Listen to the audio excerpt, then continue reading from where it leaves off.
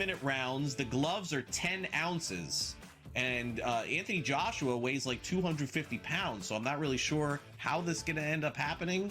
But this is one of those. Normally, I don't give credit to the Paul brothers, and I give them credit for being great on social media and creating a lot of buzz for the sport. I give him credit for getting in the round with Anthony Joshua. This is not like a Mike Tyson fight when Tyson's 60 years old. Newswire, only on SportsGrid. Goff and Mahomes were never taken serious. Hurts won't be even if they're the 1 seed. Jonathan Taylor plays running back. Stop. Mahomes lost the head-to-head to Josh. Can I confidently eliminate every single person booked behind Josh Allen to at least beat out Josh Allen? So I'm in a head-to-head with Stafford May? Game time decisions. Only on SportsGrid. Let's take a look at a couple of narratives here and play a good game of fade or not fade. And first up, well, the idea that the Chiefs are going to put it all together and win the AFC West, well, that's absolutely gone. Absolute fade from this point on, Donnie, with the Chiefs. Their 10-year reign is over. It's done with. The early line, only on SportsGrid.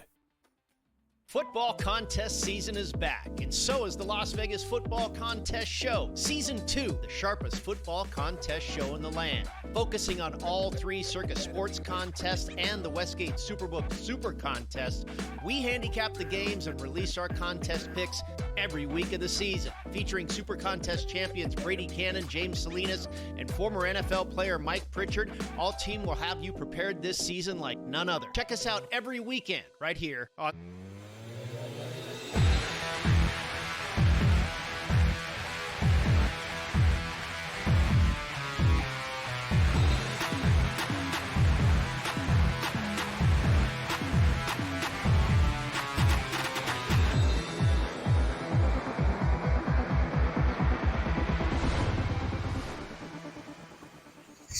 And welcome in. It is in-game live game day here on the grid. Scott Wetzel and Gabriel Morency for the next 2 glorious hours, right up until 10 p.m. Eastern time, watching, analyzing, betting on the world of sports, and taking a peek at the latest college football rankings that just literally came out. We'll review those. We got some college football tonight. One game, it's a MAC game, and I've kind of had it up to here with the MAC games, which are really, for the most part, awful.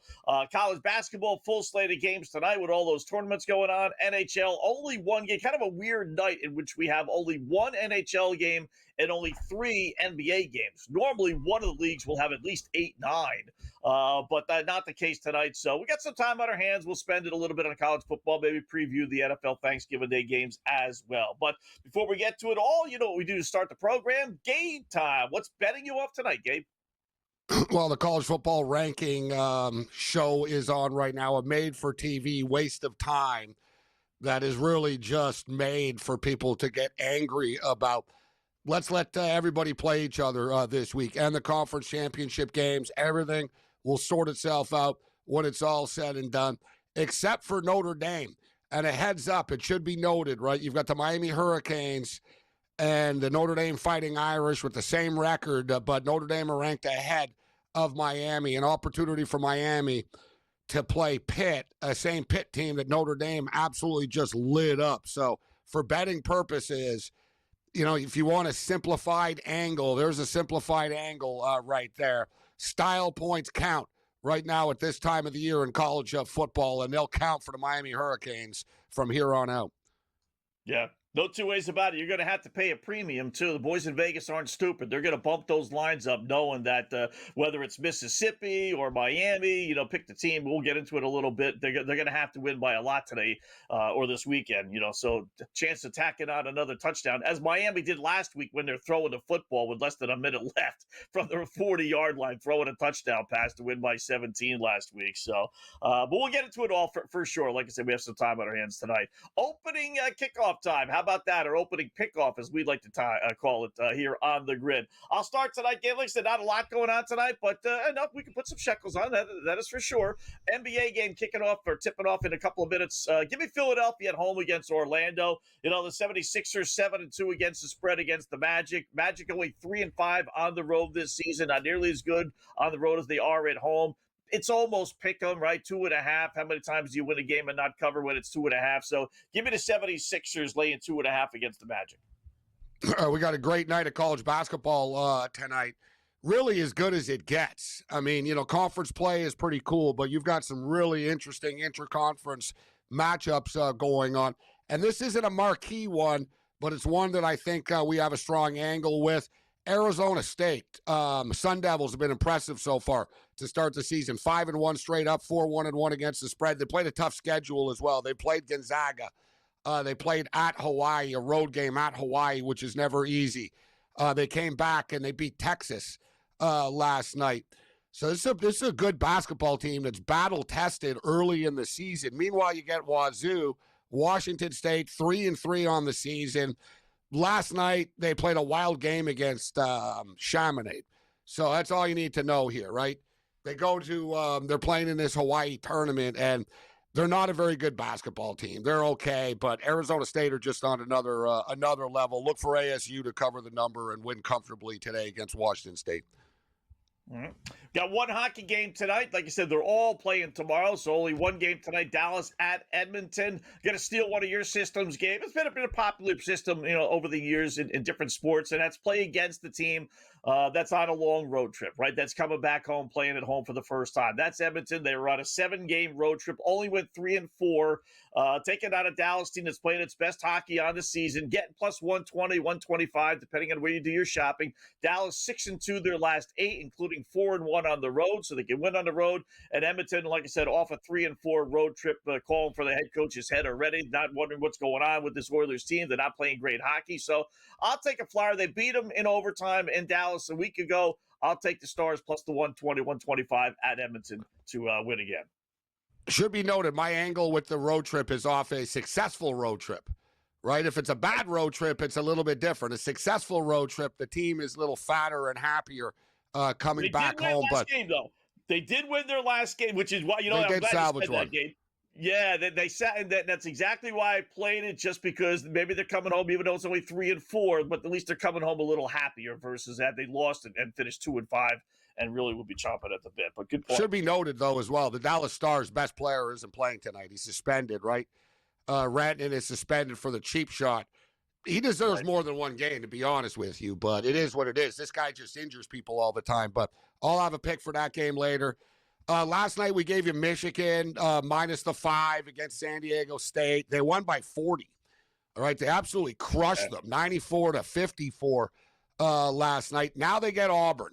So they take on a pretty good Auburn basketball team. And don't forget, Auburn beat Michigan in the NCAA tournament last year. But this isn't the same Auburn team. They're still good, but they only have one player back from that team.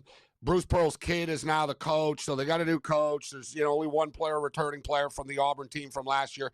Meanwhile, Michigan have a bunch of dudes back from last year's team. All right, yeah, there's some new players on Michigan, but there's a lot of the same dudes back from last year. It's a nice revenge spot. Michigan are just a damn good basketball team right now. One of the strengths of Auburn is that everybody is big on their team, especially their front court. Everybody's like 6'8" or taller on the Auburn Tigers as far as the front court is concerned. The Michigan Wolverines are bigger. The Michigan Wolverines literally have like 3 7-footers. So, if teams want to go with size, that's not the way to go against Michigan. I like the matchup for the Michigan Wolverines tonight. Give me the Michigan Wolverines to cover the number against the Auburn Tigers. All right, I got to play on that as well, but I'll keep it in order here. I'll go with Kansas State and Indiana next game, over 164.5. Sometimes my philosophy is don't make this stuff harder than it has to be. What do you mean, Scott? Indiana scored 98 points in 3 of their 5 games this year, 98 or more in 3 of their 5 games. Kansas State has scored 84 points in all 6 of their games. I mean, I got a team that scored 90 points a game. I got another team that scored 84 points a game, and I got an over-under of 164.5. You know what? Give me the over, 164.5, Kansas State versus Indiana. All right, speaking of totals, let's keep it with Auburn and Michigan. I like this total under at 162.5. People disagreed. It's bet up to 163.5 right now. Don't forget, both these teams played last night. I think it starts to catch up to them a little bit. Not to mention they're good defensively, right? You're going to have a bunch of massive kids out there, man, 6'8", 7-footers and stuff. I think it's going to be a defensive battle. Last night was a little one-sided, obviously, with Michigan and San Diego State, but tonight from a talent standpoint, it's pretty much like, everybody's going to be good on the court. I think it'll be a real sort of physical battle, and you need a really clean ride, man, to get to 164 points. Let's go under 163.5 with Michigan and Auburn. All right, we're going to be on opposite sides on this one. I like the over 163.5, 162.5, again, depending on where you do your shopping. Same thing. I got a Michigan team that has scored 85 points in 5 of their 6 games this year. I got an Auburn team that has scored 84 points in 5 of their 6 games this year. 85 plus 84 in my world is 169, and in my world, that's more than 163.5. I know there's more to it than that. I'm just saying you got 2 teams that, go up and down the court quite a bit. I don't think they're going to be playing defense tonight. You always have energy for offense. You don't always have energy for defense in these back-to-back games. Give me over 163 or so, Michigan and Auburn. All right, we'll play an over here with Mississippi Valley State and Texas A&M. Nice. I've had my eye on this Texas A&M team throughout the season so far. We bet that Montana game earlier in the year when they went there. So you look at the Aggies. They hung 108 on the Manhattan Jaspers, all right? The Manhattan Jaspers are a terrible program. They're like the Golden State Warriors next to Mississippi Valley State. Mississippi Valley State, they gave up 108 to Murray State. They gave up 106 to UAB. A&M is going to hang like 115 on them tonight. Take the over. There you go. Opening kickoff. We are in. Plenty more bets go over the next 2 hours. Don't go anywhere. In-game live. You're on the grid.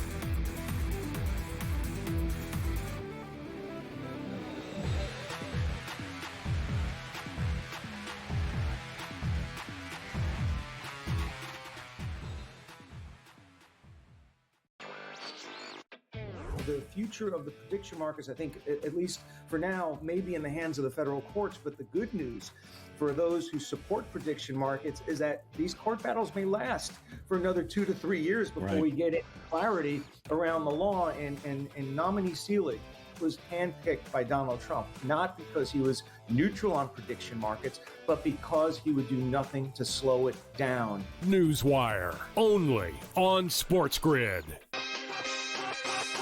A huge number out there on Cason Wallace to win Defensive Player of the Year at 500-1. That is worth your attention. And a number that I talked about before the season that I still think should be lower is Mark Daigneault to win Coach of the Year at 11-1 in the NBA. If they win 70, he's a lock for top 3.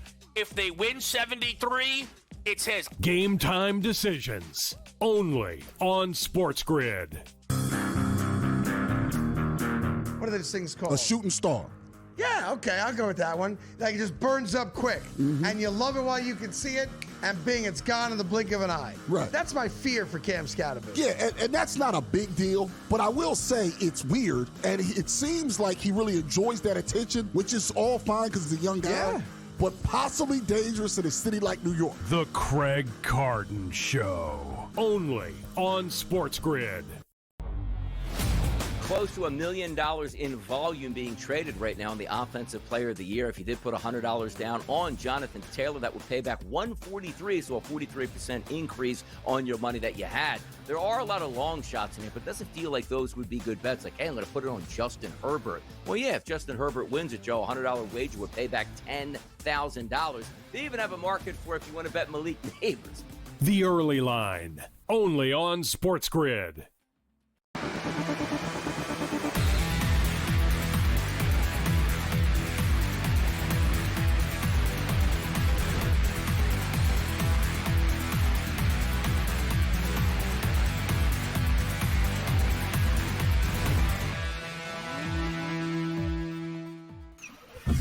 welcome back in Game Live. Game Day here on the grid. Scott and Gabe, hour number one, just underway. We got our opening pickoff plays in. Got some college football news to get to here, Gabe. We got obviously a big slate of college basketball and then a couple of NBA games, which I saw a funny line. I was doing a hit with Game Time Decisions with Mike Blewett, right? And the Atlanta-Washington Wizards game had been about a quarter. Washington had this monster lead. They were leading by 21. Just to go to show how bad Washington is. And that lead is still 18. I'll give them 22, actually. But with a 21-point lead at home, Washington was still in-game live only a 2.5-point favorite, which just goes to show like how bad the boys in Vegas think this team is, and they are. They've lost 14 straight. So even given a 21-point lead, they still were basically pick them at home against, not an overwhelmingly great Atlanta Hawks team. So I still think Atlanta's going to come back and win, but that's your NBA slate tonight so far. There's a lot of bad teams in the NBA this year. Yeah. More than normal, right? There's usually a couple of really bad teams, but there's quite a few. And especially in the Eastern Conference, just, there's just so many teams that are devoid of talent that are all just in lottery mode right now. But the Wizards have just been terrible perpetually. They're just one of these lost cause organizations. They've had brief periods, but always very brief, right? I mean, put it this way, Michael Jordan couldn't save them. Yeah. Point blank. Jordan wasn't, like Jordan was older, but even Jordan on Washington couldn't help them. They said they're unsalvageable, this franchise. They're kind of like the New York Jets, too. Like, they'll always have draft picks, and, you can always argue that their future is bright, but not if you screw it up over and over and over and over again, like the Washington Wizards seemingly somehow do all the time. Yeah. College football playoffs are out as far as the rankings, the latest ones, and the next to last one. So it literally just came out 5 minutes ago, so I'm just kind of scanning over it now. What jumps off, the original five are still the same. Ohio State 1, Indiana 2, A&M 3, Georgia 4, Texas Tech 5. Your highest non-Power 4 ranked team is Tulane at 24. Notre Dame is 9 ahead of Alabama. Alabama's the cutoff point, Gabe, as far as at-large bids are concerned. So they would be in right now. BYU, Miami, Utah, Vandy out.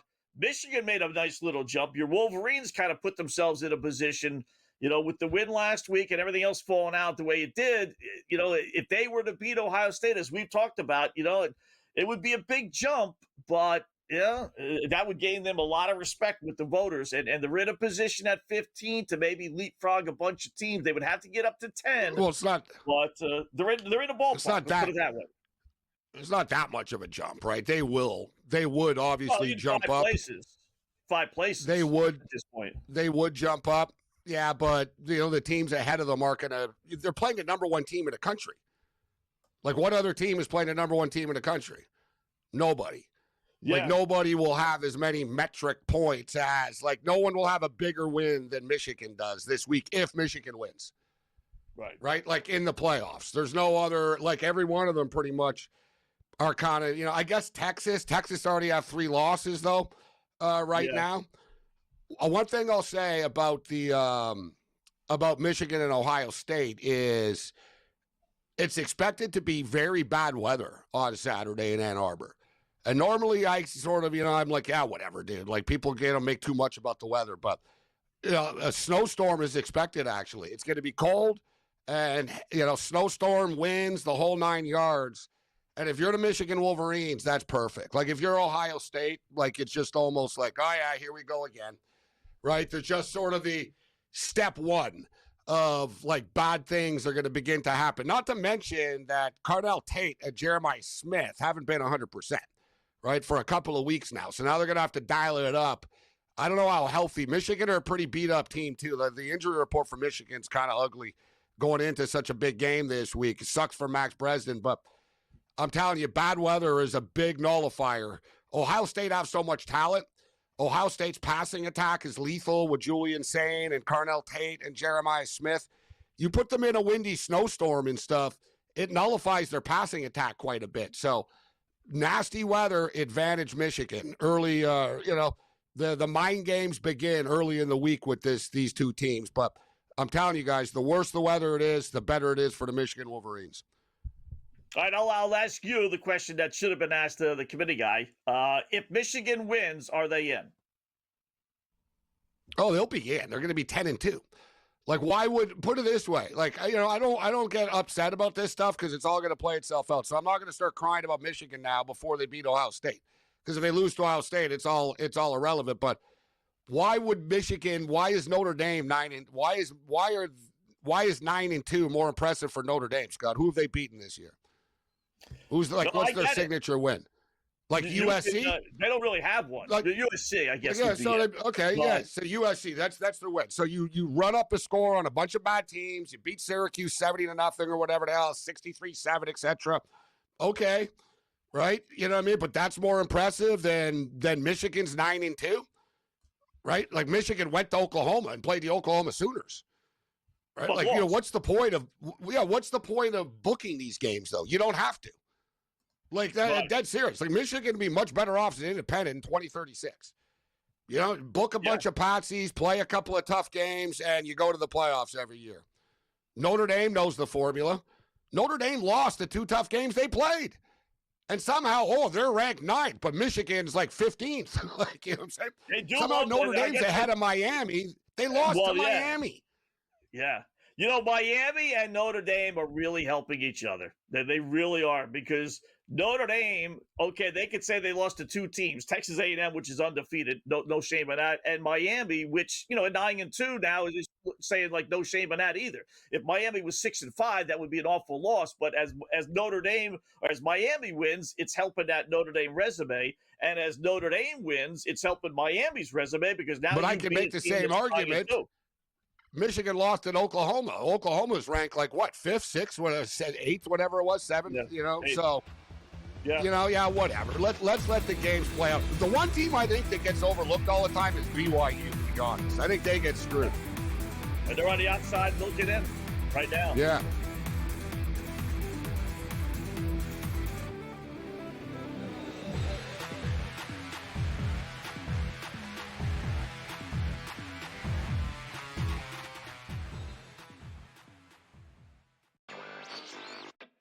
The future of the prediction markets, I think, at least for now, may be in the hands of the federal courts. But the good news for those who support prediction markets is that these court battles may last for another 2 to 3 years before we get clarity around the law. And nominee Seelig was handpicked by Donald Trump, not because he was neutral on prediction markets, but because he would do nothing to slow it down. Newswire, only on SportsGrid. A huge number out there on Cason Wallace to win Defensive Player of the Year at 500-1. That is worth your attention. And a number that I talked about before the season that I still think should be lower is Mark Daigneault to win Coach of the Year at 11-1 in the NBA. If they win 70, he's a lock for top 3. If they win 73, it's his. Game time decisions, only on SportsGrid. What are those things called? A shooting star. Yeah, okay, I'll go with that one. Like, it just burns up quick. And you love it while you can see it, and bing, it's gone in the blink of an eye. Right. That's my fear for Cam Scatterby. Yeah, and that's not a big deal, but I will say it's weird, and it seems like he really enjoys that attention, which is all fine because he's a young guy. Yeah. But possibly dangerous in a city like New York. The Craig Carton Show, only on SportsGrid. Close to $1 million in volume being traded right now in the Offensive Player of the Year. If you did put $100 down on Jonathan Taylor, that would pay back $143, so a 43% increase on your money that you had. There are a lot of long shots in here, but it doesn't feel like those would be good bets. Like, hey, I'm going to put it on Justin Herbert. Well, yeah, if Justin Herbert wins it, Joe, a $100 wager would pay back $10,000. They even have a market for if you want to bet Malik Neighbors. The Early Line, only on SportsGrid.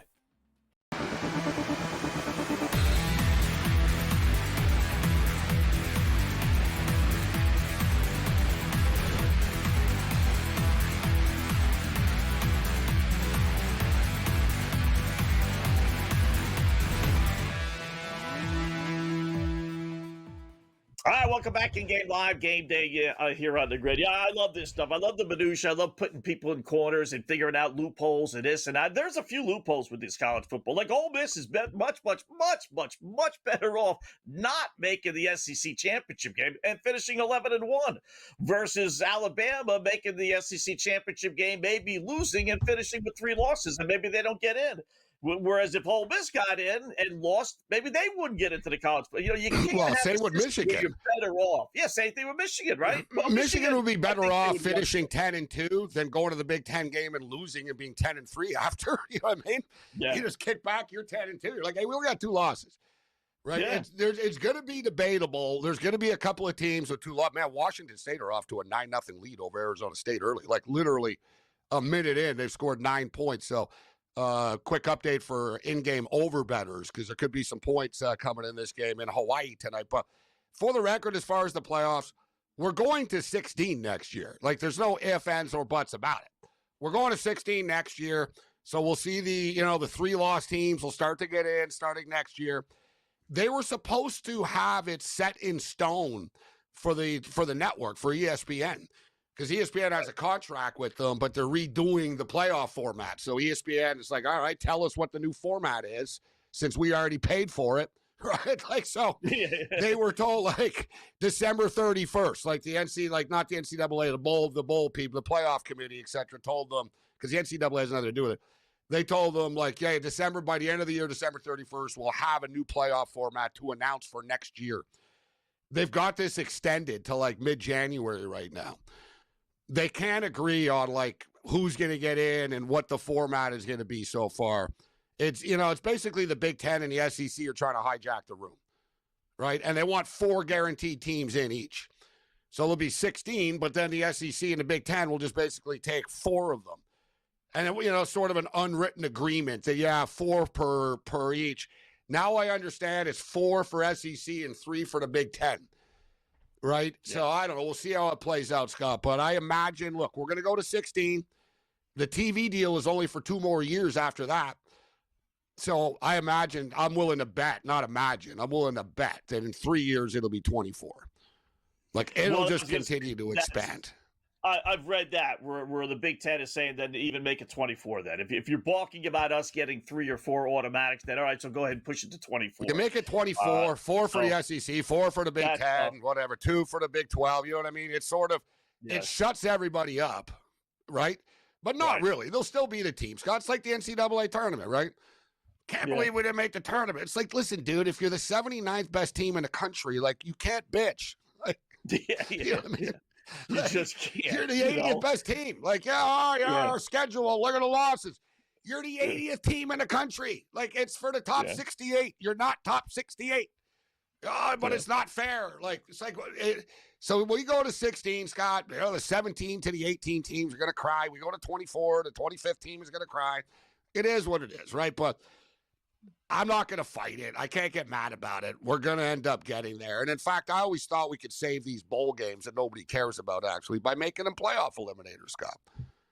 Man, whatever, man. Put 32 teams in. If you make a bowl game, you're in the playoffs. Like, you know what I mean? And then, what does it affect Alabama or Michigan's of the world? Like, seriously, if like Western Michigan and ULL battle it out in a Liberty Bowl to advance, they're never going to get far enough to, like, for you to care. Like, you're not even playing. What do you care? Like, I think it's good. Don't you think it'd be better for the game, Scott? It would save the bowl games. It would give the smaller schools an opportunity. Hey, we're in a playoff game. Maybe we can advance, man, and, like, play a bigger team each week. And if you're a big team, what do you care?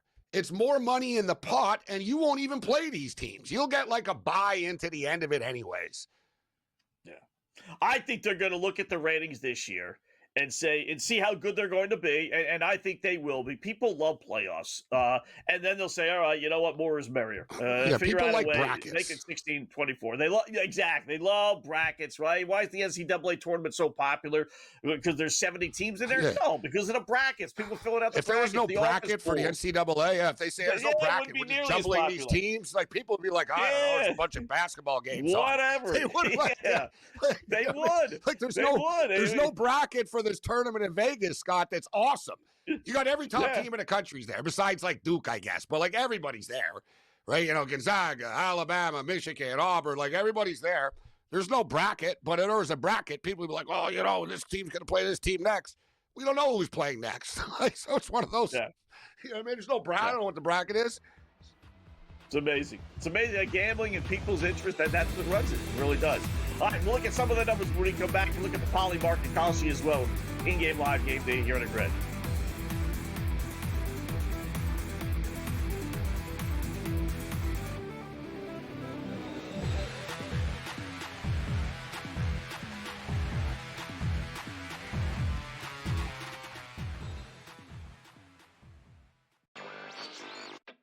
The future of the prediction markets, I think, at least for now, may be in the hands of the federal courts. But the good news for those who support prediction markets is that these court battles may last for another 2 to 3 years before we get clarity around the law. And nominee Seelig was handpicked by Donald Trump, not because he was neutral on prediction markets, but because he would do nothing to slow it down. Newswire, only on SportsGrid.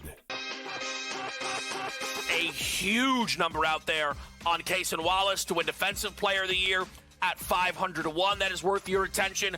And a number that I talked about before the season that I still think should be lower is Mark Daigneault to win Coach of the Year at 11 to 1 in the NBA. If they win 70, he's a lock for top 3. If they win 73, it's his. Game time decisions, only on SportsGrid. What are those things called? A shooting star. Yeah, okay, I'll go with that one. Like it just burns up quick, and you love it while you can see it, and bing, it's gone in the blink of an eye. Right. That's my fear for Cam Scatterby. Yeah, and that's not a big deal, but I will say it's weird, and it seems like he really enjoys that attention, which is all fine because he's a young guy, but possibly dangerous in a city like New York. The Craig Carton Show, only on SportsGrid. Close to $1 million in volume being traded right now in the Offensive Player of the Year. If you did put $100 down on Jonathan Taylor, that would pay back $143, so a 43% increase on your money that you had. There are a lot of long shots in here, but it doesn't feel like those would be good bets. Like, hey, I'm going to put it on Justin Herbert. Well, yeah, if Justin Herbert wins it, Joe, a $100 wager would pay back $10,000. They even have a market for if you want to bet Malik Neighbors. The Early Line, only on SportsGrid.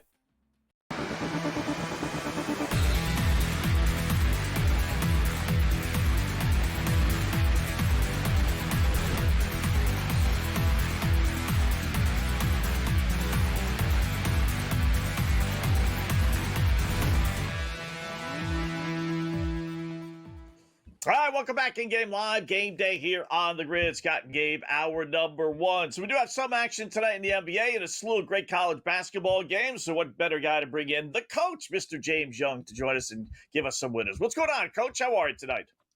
Good to be on with you as always. Yes, it is. It is what we call Feast Week. This is where you have a lot of the tournaments.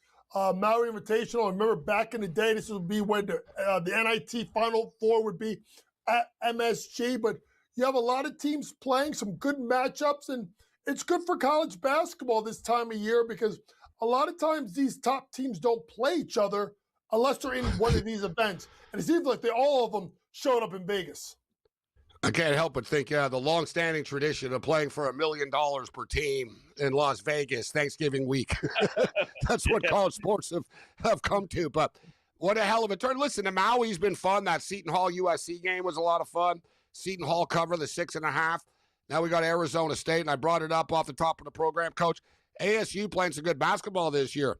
4-1 on the season, but you look at the teams that they played. Gonzaga at Hawaii, Texas last night. I like the Sun Devils tonight, but we got the big Michigan-Auburn game going off the board here. Me and Scott are on opposite sides here.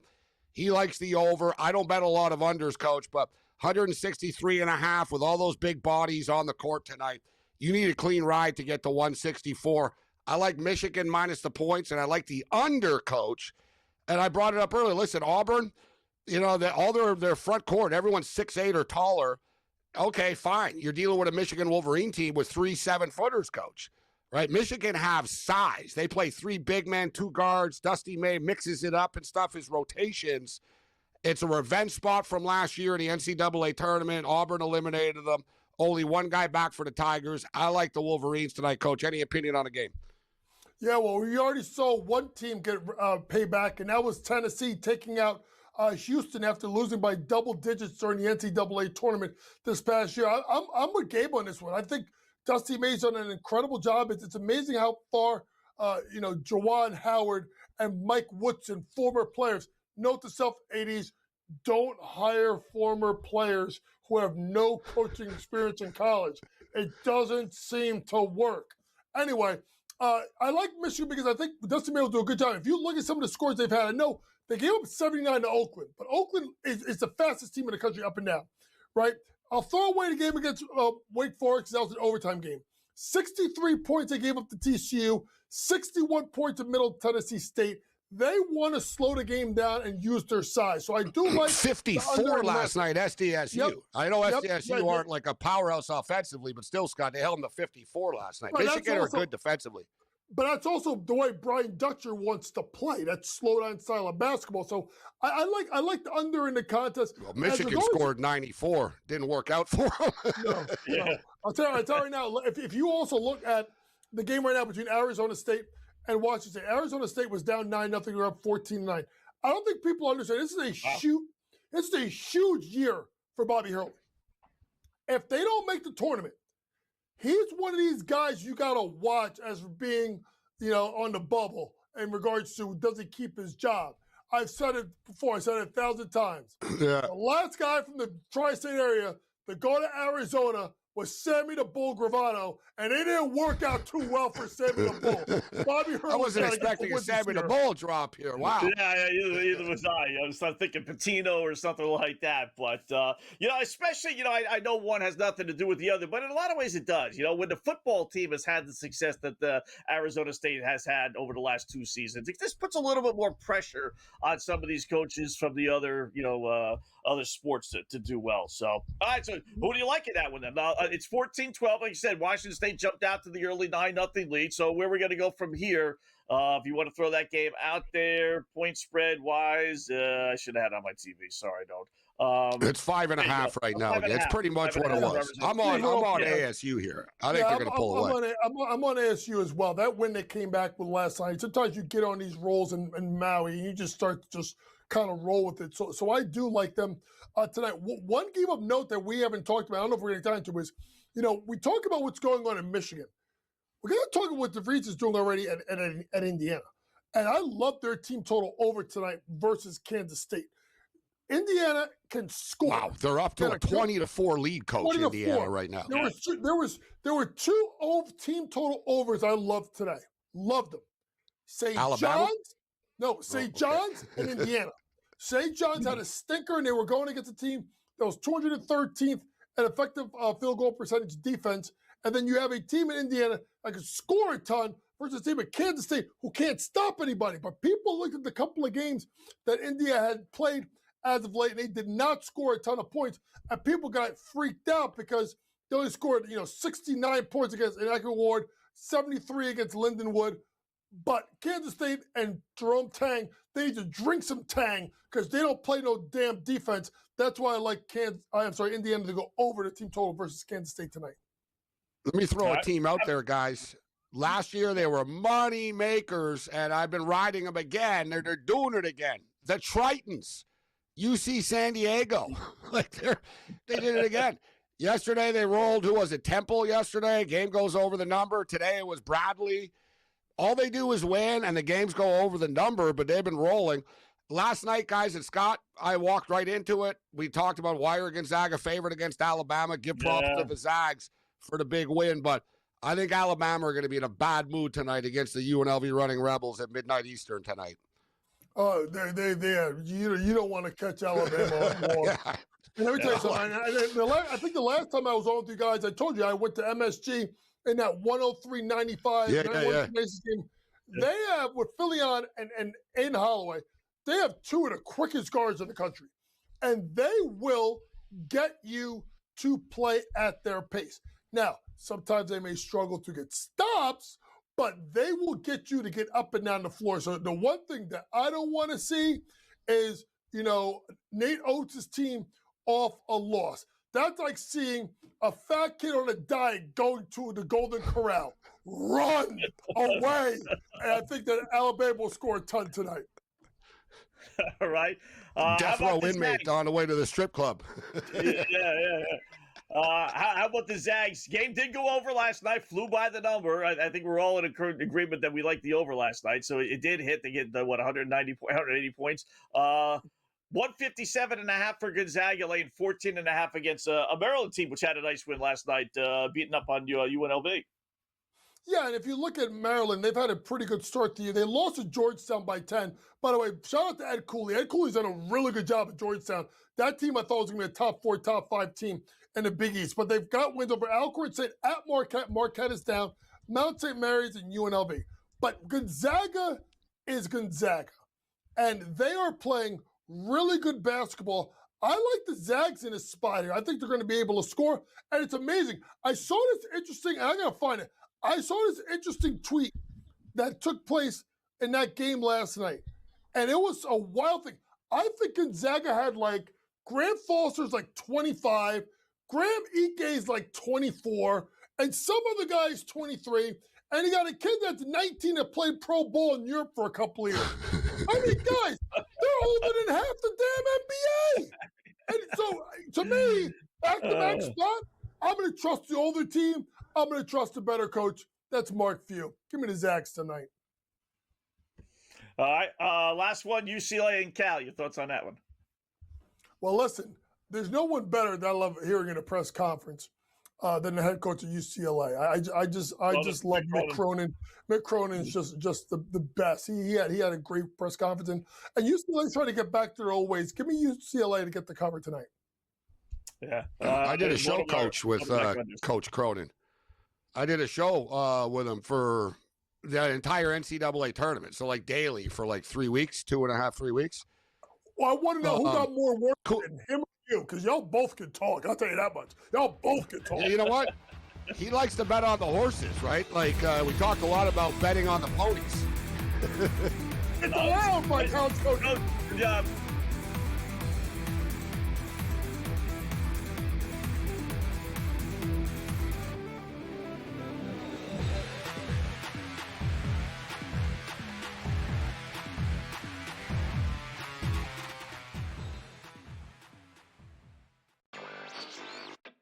The future of the prediction markets, I think, at least for now, may be in the hands of the federal courts. But the good news for those who support prediction markets is that these court battles may last for another 2 to 3 years before we get clarity around the law. And nominee Seelig was handpicked by Donald Trump, not because he was neutral on prediction markets, but because he would do nothing to slow it down. Newswire, only on SportsGrid.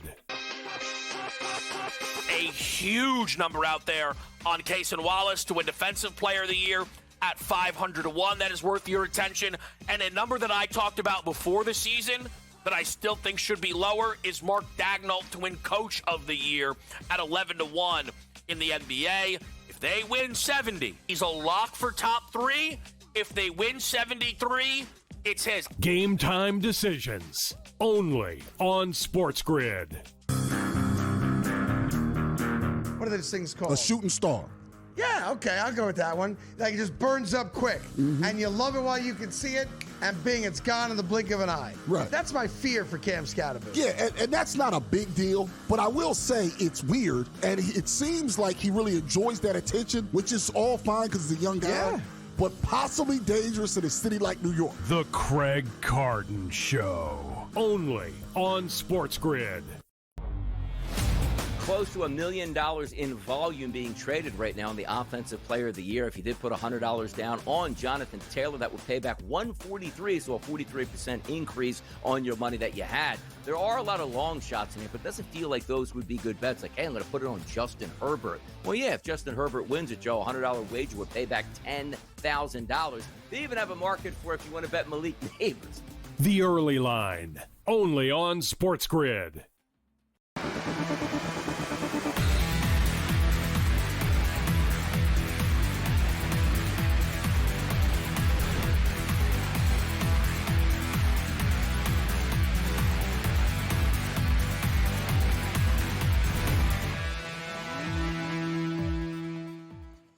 All right, welcome back in Game Live, Game Day here on the Grid. Thanks again for the coach joining us, getting some college basketball winners. You know, one thing, Gabe, about these college basketball tournaments, and I'm all for them. I am. I'm not sure who's exactly footing the bill. I don't know if it's like the four-letter networks, and that's how they do it with the college football bowl games.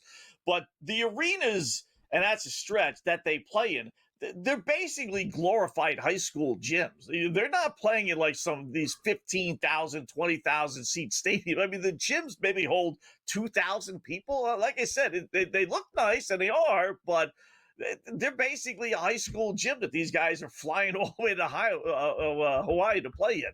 But that's this is basketball. It's Hawaii's gym. That's Hawaii's arena. I mean, it's not very big. You know, it holds like 12,000, 14,000 or so, right? So, look, the Vegas tournaments at T-Mobile Arena and I think MGM Grand, I'm just looking right now because they got multiple games going on. I think they're T-Mobile and I think it's MGM as well across the street pretty much. Yeah, it is MGM Grand Garden Arena. Yeah. Some of them. But the USC Seton Hall game, you're not putting 12,000 in that arena. You're barely getting 2,000, literally. So it depends on where they're playing, which tournament, I imagine. But still, it's good for college basketball. Washington State's up 24-23 right now. Yeah, this stuff's all made for TV.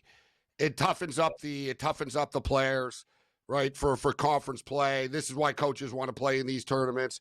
Not to mention it's a trip to Hawaii. But like I said, the Maui tournament has taken a hit because this Vegas tournament, right, just money. Right, TNT stepped up and Las Vegas and the Chamber of Commerce and stuff, and it's easy for them to put money on the table. So it's the $1 million guarantees to every participant in the tournament, right? And it goes up like the further you go and stuff. So it's a wild world that we're in right now. We have a bunch of college basketball players basically playing for cash right now. It's literally that's there's it. 30. Right? Like, how the hell is the Maui Invitational going to compete with a $30 million pot? That's what they raised for this tournament. $30 million, guys, for a meaningless early season college basketball tournament. They put $30 million on the table, and guess who came calling? Kansas, Notre Dame, Houston, Syracuse, Oregon, Auburn, Alabama, Gonzaga, Michigan, San Diego State, Maryland, UNLV, Tennessee, Rutgers, Baylor, Creighton. People are greedy, Scott. A lot of big boys in there. A lot of big boys in there. They hear money. There's money. All right, you know. And you know what? You get good basketball, Scott, because the players are into it. Because the players are getting paid. Yeah. Think about it. Like the players know. It's almost like it's like that. It's like the tournament. It's called the basketball, the TBT. It's on ESPN every summer. Alums play for $1 million, right? You basically put this team together. You play in a tournament for $1 million, and it gets freaking intense because they're not NBA players that are all super rich and stuff. So you tell a kid, listen, man, we win this game, you're going to get an extra $50K. You're going to get an effort from them. And yet somehow or another, they're still amateurs, Gabe. I just don't. I don't understand that at all. Sooner or later, they're just going to say it doesn't matter if they're amateurs or not. You know, they're not amateurs, or they'll just acknowledge you're right. They're not. They're getting paid. I used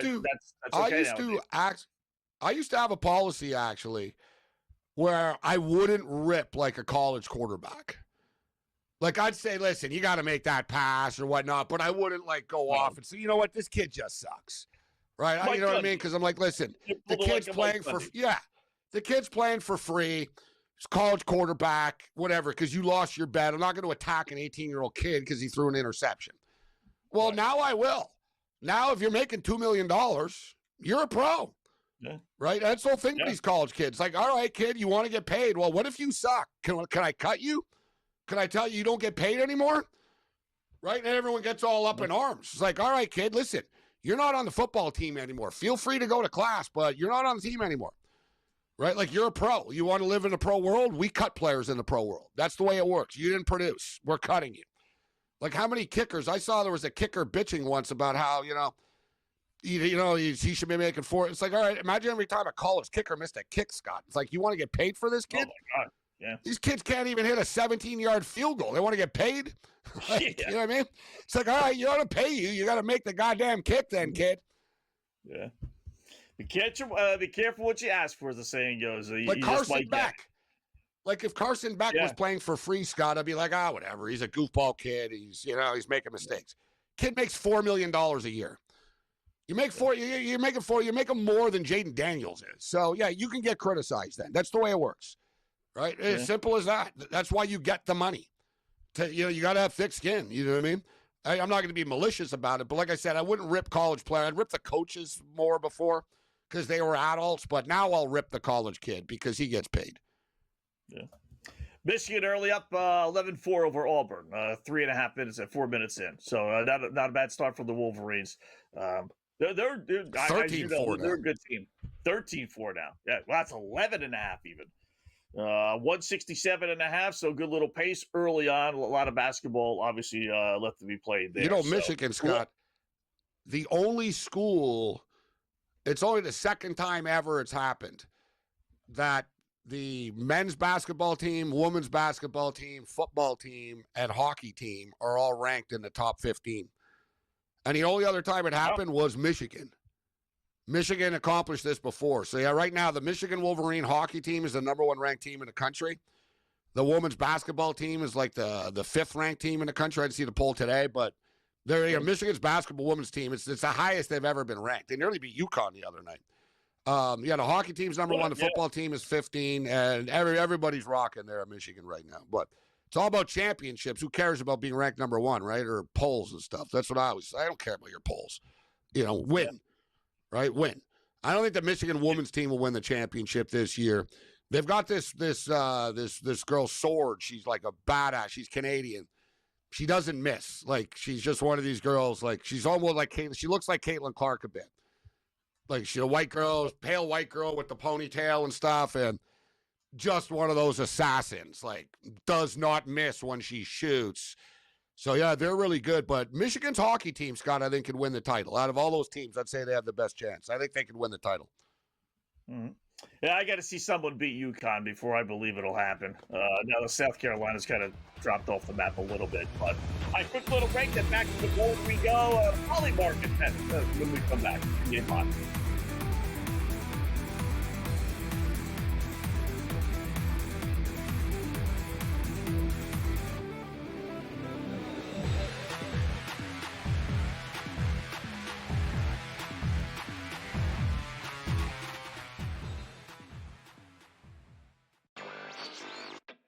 The future of the prediction markets, I think, at least for now, may be in the hands of the federal courts. But the good news for those who support prediction markets is that these court battles may last for another 2 to 3 years before we get clarity around the law. And nominee Seelig was handpicked by Donald Trump, not because he was neutral on prediction markets, but because he would do nothing to slow it down. Newswire, only on SportsGrid. A huge number out there on Cason Wallace to win Defensive Player of the Year at 500 to 1. That is worth your attention. And a number that I talked about before the season that I still think should be lower is Mark Daigneault to win Coach of the Year at 11 to 1 in the NBA. If they win 70, he's a lock for top 3.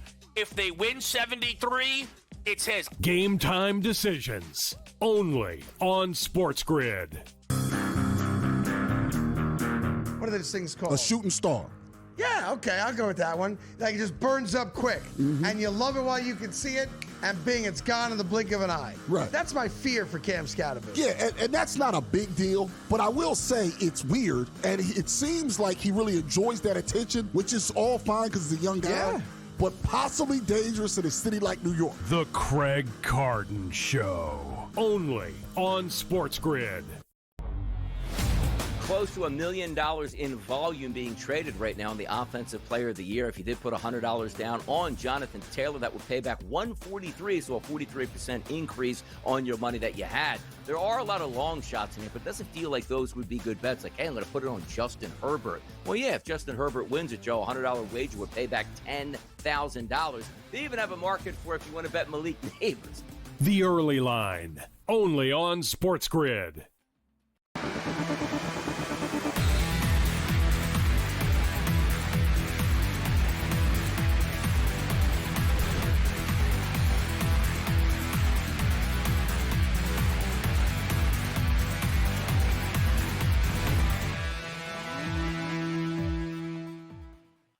welcome back in Game Live. Game Day here on the Grid. Scott and Gabe closing out hour number one. We got George Kurtz next hour. Do a little football talk with him, no doubt. Maybe a little hockey as well, with the one game starting in about 15 minutes or so, Dallas and Edmonton. How about our Poly Market College Sheet play of the day, Gabe? We had yesterday with Trump on Thanksgiving Day speech. How about a little Myles Garrett? I was looking at some of the odds. Myles Garrett to set the record for most sacks in a season. He has 18. Record is 22.5. So he needs 5 more, right? All you really need to know is he plays the Tennessee Titans, and he's got Cam Ward, on deck coming up in a couple of weeks. He can get all 5 in one game, as bad as Tennessee is with that offensive line, as Ward's been sacked the most out of any quarterback in the NFL. It's risky. You're paying a premium 10-1. Wouldn't normally do that, but you're betting on him staying healthy. If he stays healthy, he's getting 23 sacks. No two ways about it. That's all he cares about at this point. And maybe rightfully so, because the Browns are awful. But how about Myles Garrett setting the NFL record, lay 100 to win $110 and change? Really? That's what you came up with? That's it. Something that's a 10-1. Like, really? That's only guarantees. Okay. The only thing I'm going to bet 10-1 is that the sky is black at night. You know what I'm saying? Like, I need something more set in stone.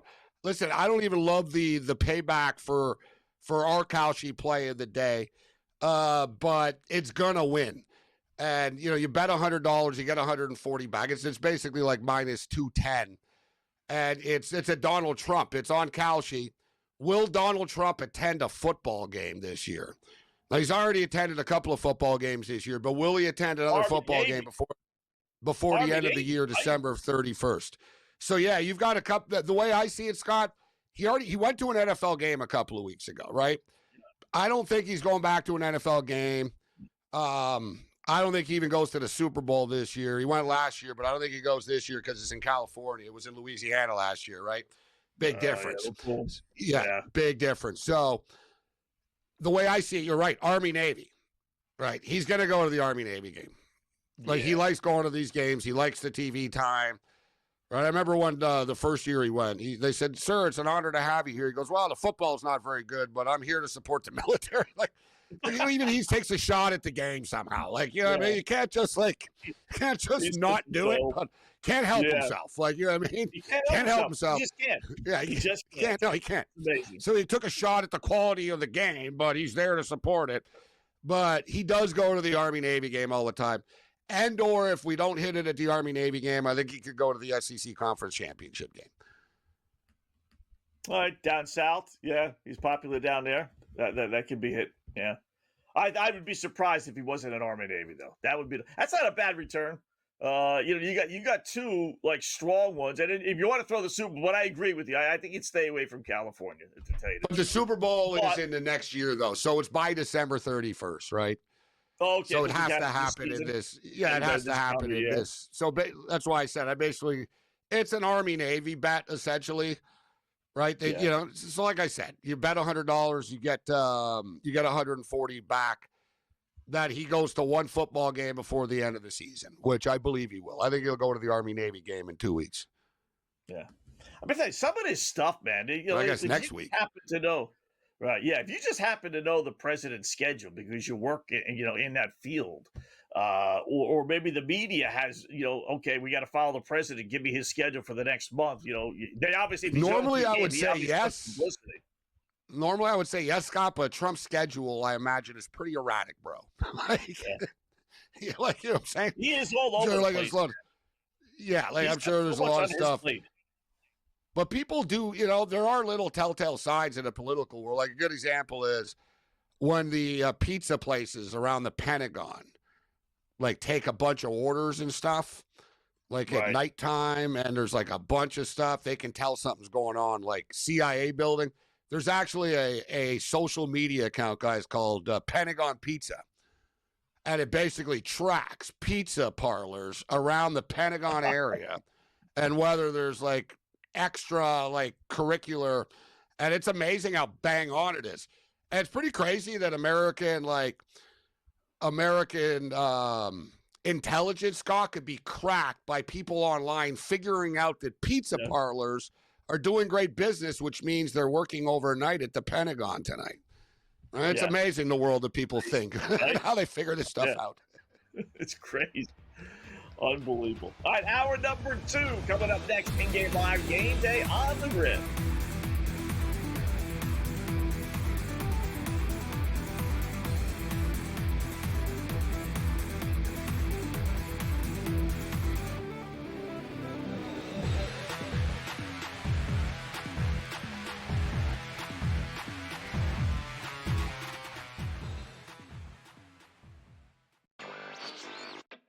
The future of the prediction markets, I think, at least for now, may be in the hands of the federal courts. But the good news for those who support prediction markets is that these court battles may last for another 2 to 3 years before we get clarity around the law. And nominee Seelig was handpicked by Donald Trump, not because he was neutral on prediction markets, but because he would do nothing to slow it down. Newswire, only on SportsGrid.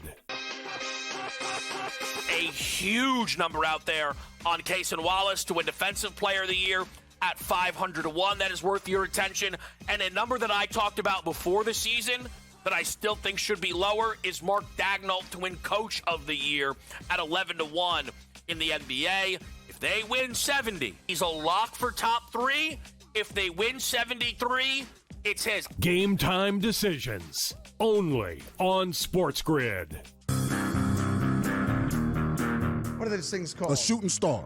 Yeah, okay, I'll go with that one. Like, it just burns up quick. And you love it while you can see it, and bing, it's gone in the blink of an eye. Right. That's my fear for Cam Scatterville. Yeah, and that's not a big deal, but I will say it's weird, and it seems like he really enjoys that attention, which is all fine because he's a young guy, but possibly dangerous in a city like New York. The Craig Carton Show, only on SportsGrid.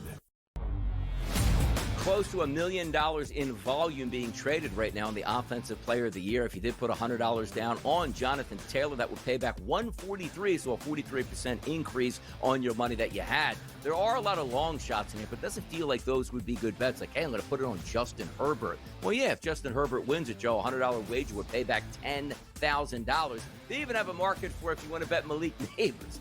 The Early Line, only on SportsGrid.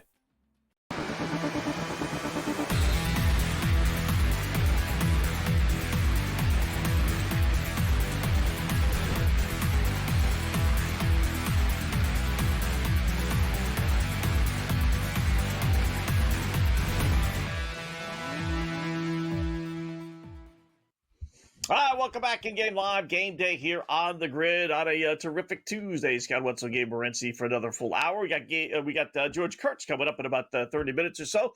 Do a little hockey, little NFL football. Well, what a great slate of, by the way, Thursday Thanksgiving Day games. Like, I can't tell you, Gabe, how many years it would just be like, oh, the Lions are playing, they stink. The Cowboys are playing, they stink.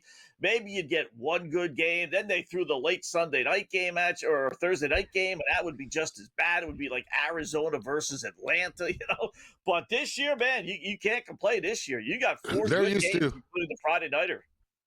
There used to be a push, actually, to take the Detroit Lions off of Thanksgiving, right? Yeah. It got to the point where it's like, why are they on Thanksgiving anyways? Like, this is just, like, they're terrible. They're one of the worst franchises ever. Why are they on TV? Like you said, the Dallas Cowboy games would sort of be the feature game of the day. And it would often be anticlimactic and a blowout. And then they added the Thursday nighter that was often insignificant. This year it really played out, right? As far as the playoff picture is concerned, division games, Burrow coming back, Mahomes and the Cowboys, the Packers and the Lions really did work out. And then, I tell you what, that Friday game is a great game as well. 3 o'clock in the afternoon, Friday afternoon, 3 o'clock. And you and I talk about this, Scott. This is the last year they're doing these Friday games, right? They've gotten away with this a bit, and they get away with it when they're overseas. It's that antiquated TV law that we talked about with the High School Protection Act and stuff. The NFL guys are not allowed to play on Friday nights legally. Like, point blank. Like, they would have to, get Congress to change laws and stuff like that. because it's to protect high school football. So do you put it this way, guys? Do you think the NFL wants to start this game at 3 in the afternoon on a Friday afternoon? They have to be done Friday at a reasonable time by 6 o'clock. So like 6:15 is good face, Scott. You know what I'm saying? It's not like a cutoff. All right, hey, you know what? You're not done by 6. That's why it's at 3 o'clock, because high school football games are on Friday night.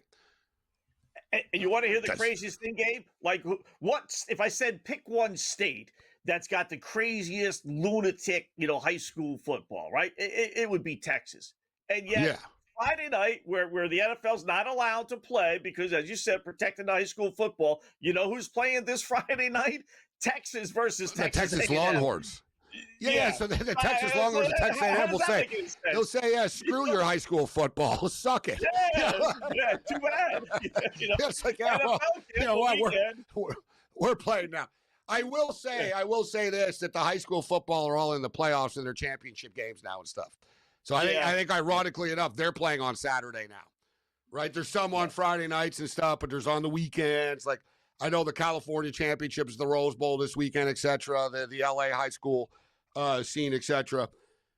It's interesting. The Minnesota the other day, the kid that pretty impressive. I don't forget his name, but very rare. J.J. McCarthy played hockey too, but there's a high school quarterback. He just won the state title in Minnesota, and he's actually a Chicago Blackhawks draft pick. Like, he's going to play hockey. He's not playing football. He's going to play hockey. And the Blackhawks didn't want him playing. They were like, listen, bro, like, we drafted you. Like, you know what I mean? Well, you're already drafted and you're playing football. We don't like this. And you got to like him. He basically said, I made a commitment to this football team, but I'm not going to leave them before the championship. And he actually won the championship.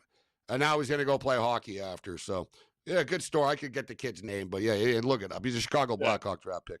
Speaking of the Blackhawks, too, I don't know if you saw the video of Connor Bedard blowing off an autograph seeker the other day. No, I didn't. No, that's not a good look. It was a grown man. It was a grown man.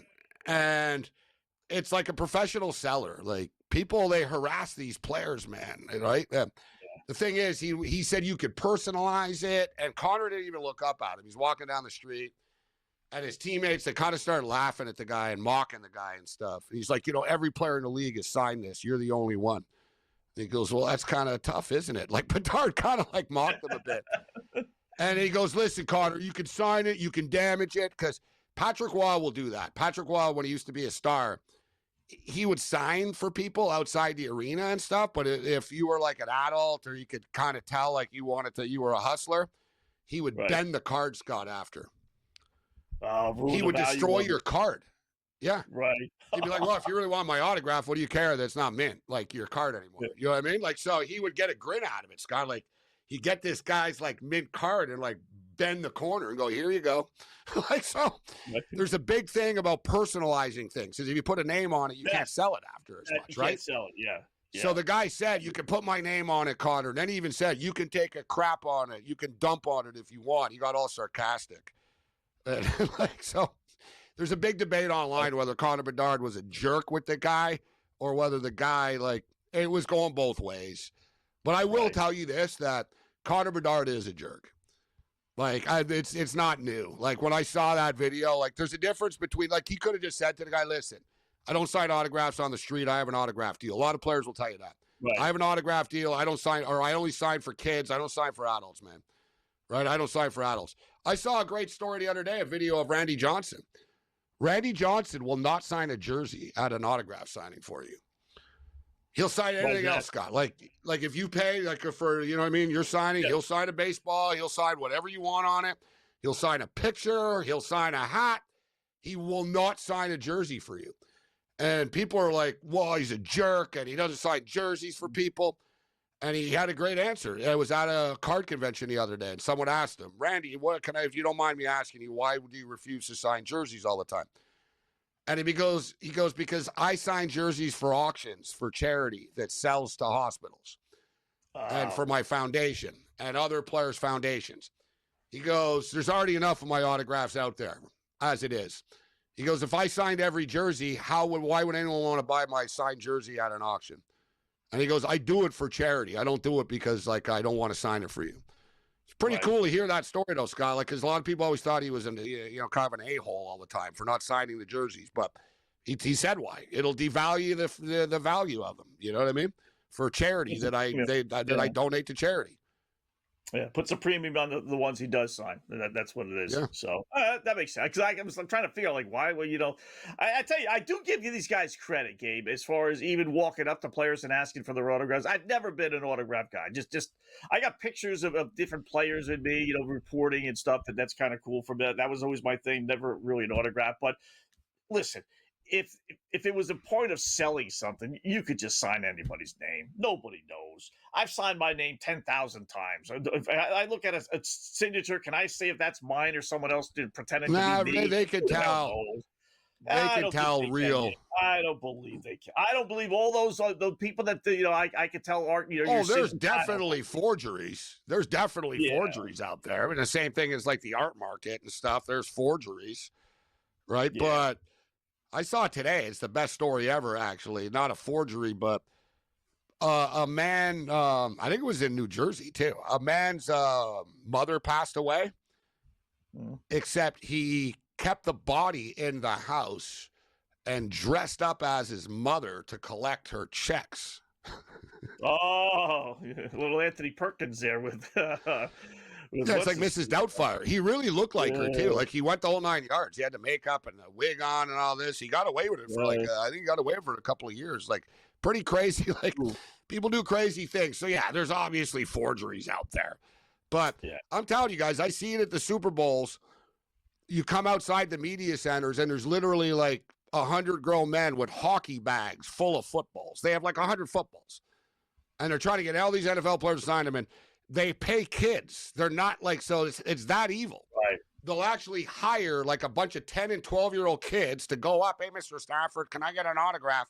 And then the kid turns around and gives a football to some adult that's not his parent after. It's an evil industry. Yeah. Dallas and Edmonton squaring off. Dropping the first puck in a minute. We'll go back and preview that here on the Grid.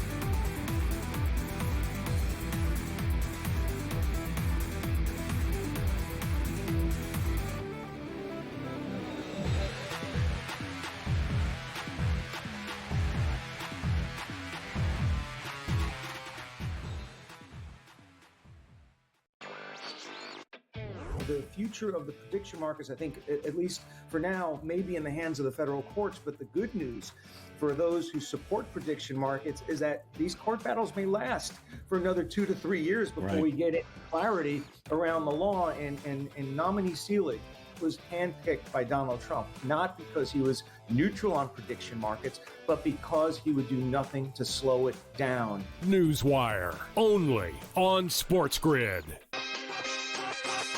A huge number out there on Cason Wallace to win Defensive Player of the Year at 500 to 1. That is worth your attention. And a number that I talked about before the season that I still think should be lower is Mark Daigneault to win Coach of the Year at 11 to 1 in the NBA. If they win 70, he's a lock for top 3. If they win 73, it's his. Game time decisions, only on SportsGrid. What are those things called? A shooting star. Yeah, okay, I'll go with that one. It just burns up quick, and you love it while you can see it, and bing, it's gone in the blink of an eye. Right. That's my fear for Cam Scatterville. Yeah, and that's not a big deal, but I will say it's weird, and it seems like he really enjoys that attention, which is all fine because he's a young guy, but possibly dangerous in a city like New York. The Craig Carton Show, only on SportsGrid. Close to $1 million in volume being traded right now in the Offensive Player of the Year. If you did put $100 down on Jonathan Taylor, that would pay back $143, so a 43% increase on your money that you had. There are a lot of long shots in here, but it doesn't feel like those would be good bets. Hey, I'm going to put it on Justin Herbert. Well, yeah, if Justin Herbert wins it, Joe, a $100 wager would pay back $10,000. They even have a market for if you want to bet Malik Neighbors. The Early Line, only on SportsGrid.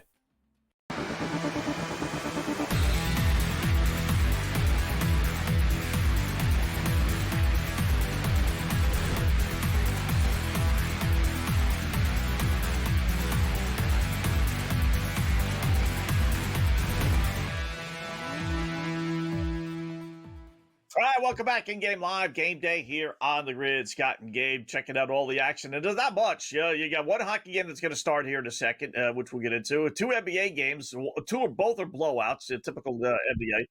Games going on right now. Not much. There's literally there's a million games going on right now. That's about it. College hoops. In fact, Arizona State just finished up the first half. 90. And I didn't realize it was State total. I didn't realize it was 9:14. I got another pick off. I got a bunch of picks here coming up, including that hockey game. That the Dallas Stars are up. Dallas Stars are up 1-0 right now. This crap. I've been so into this college basketball. I've been on fire too. We were on Tennessee. We were on the over. I was on San Diego today. We were on the over with San Diego and Bradley. We're just knocking them down. We're on the Michigan Wolverines right now. I'm a little bit concerned about the total of the Michigan game, but 1-0 for Dallas right now. You can get the Edmonton Oilers at +1.5, -180. It's a little bit too steep, that price, but I think the Oilers back home here, I think they can get back in this game. I'd like more than +135 though, right now. So I'm a little bit put off by that. But for basketball, like I said, the college basketball has been the best moneymaker, at least for me, Scott, in the last 24 hours. There's just so many games. There's so many opportunities with these teams playing their first road games, neutral court games and stuff. So we're finding these spots. But we're going to go with the over tonight with Maryland and Gonzaga, over 157.5. That's a very moderate number. You consider last night we had to get to 179 in a Gonzaga game. Maryland can score. 157.5 is too light. And I'm not a massive fan of laying 13.5 points in a basketball game, but I think Alabama are going to mess UNLV up tonight, Scott.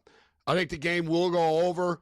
I think it'll be one of those 100 to 79 type of games, or 100 to 102 to 84 or something. UNLV have a good offense. Their defense is really lacking. Their transitional defense is really it's not a good matchup tonight. There's a reason why it's 13.5 points. Maryland got it done against the Rebels last night. Look for Bama to roll UNLV tonight. All right.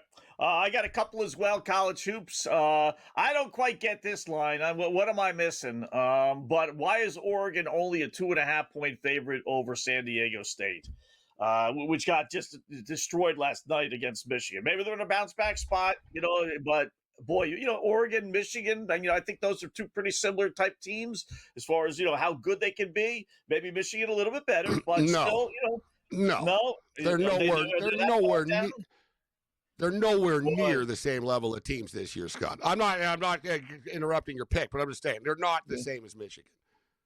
Yeah, I think they should be more than a 2.5 point favorite, though, Gabe. I think they're compensating once again, like they did last night, for the fact that it's San Diego State and it's in Las Vegas. That's a home court advantage. Oregon. Oregon, they're not that good. That's what I was going to say. They're actually not that good this year. They've been fading. Dana Altman's a really good coach. Right? Yeah, I like Dana Altman and stuff, but when's the last time the Oregon Ducks have been good? When Dylan Brooks was there? Competitive. Well, yeah. No, but when have they been good? Maybe not great, but they made NCAA tournaments. It's been years though, Scott, since they've been good. Right? They've been underachievers the past couple of years. They're not getting the same type of talent that they have in the past. They're just a bad offensive team. They can't shoot. They're ranked 200th in every offensive category pretty much. They do rebound and they hit free throws, but they can't shoot. Defensively, they've had problems this year. I think it's kind of a trap game, actually, this game with the Ducks. Like you said, why is it only 2.5? They're almost baiting you to take Oregon in this game, aren't they? They are. They're tempting you to take the Ducks. They hung with Auburn. They lost by 11. They're 4-1. And they hung with Auburn, somewhat, 11 points. They didn't get blown out. Whereas I don't think San Diego State's in that category. I know. Give me Oregon. I'll take them. They're a halfway decent team. Maybe not great. Maybe you're right. Maybe not as good as Michigan, but Michigan destroyed San Diego State. Don't like going against teams in a bounce back spot, but I just, from what I saw last night, I can't put hard-earned American money on San Diego State. And I'll go with the under with the coach. I think he said this as well. I'll go under 144.5 UCLA Cal.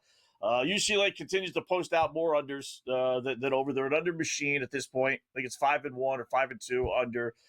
They were under last year, under 2 years ago. I don't think you get the 145 for a UCLA game is a pretty steep number. So give me the under there. Here's a total that I'm going to pull the trigger on. And we gave you Texas A&M and Mississippi Valley State over 154.5. And what did I say? I said I think Texas A&M will get into 115 type of range. We're off and running so far. 58 to 58-37 right now. The total has slowed down a little bit. It's 164.5 in game right now. So the second half, we're about 3 minutes in. Texas A&M are moving on. They're 58-40 right now. So yeah, they're going to get to 100 plus. Mississippi Valley State, pleasant surprise actually that they gave me 35 points, Scott, in the first half. Right, they're like 34-point underdogs, 43-point underdogs, 43-point underdogs. Yeah, 43.5, 44.5-point underdogs tonight. And they were down 52-35 at the half. It's not too bad, actually. Mm-hmm. Right, and even now, it's 6-5 in the second half. They're actually they're really hanging around when you consider the number. They're getting 36.5 right now. But speaking of overs coming up, and Coach brought it up earlier. He didn't bring up this game, but he mentioned the Oakland Grizzlies. Oakland are playing a really tough schedule, right? We remember, Scott, we talked about them. They opened up their season with Michigan, Purdue, and Houston. All right, and then they played UCF. They lose to Eastern Michigan, and they give up 97 there. They finally beat Lamar right now. But the Grizzlies are 5-1 to the over on the season. They can score. They can't stop anybody. They play at one of the quickest tempos in the country. And we've talked about Montana's offense being potent, especially when they play at home. Look, Montana dropped 102 on UNLV in Vegas. They scored 90 against Cal Poly. Hell, they scored 81 on the road against Texas A&M. What do you think they're going to do tonight at home against Oakland offensively? Total is 162.5. Let's go over the number, Scott. Oakland and Montana over the number. It's underway already, but you know what? You're on pace. It's 19-16 first half. Over under now is 168.5. So that's a pretty good pace. 167.5 now. Yeah. It'll be attractive. Yep.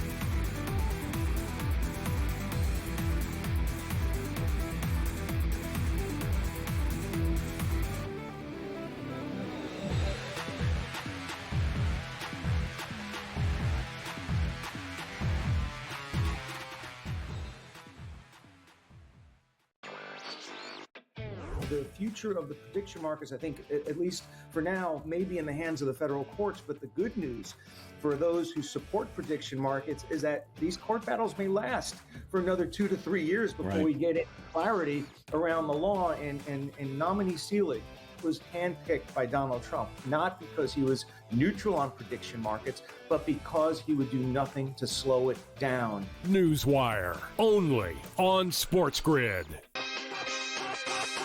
A huge number out there on Cason Wallace to win Defensive Player of the Year at 500-1. That is worth your attention.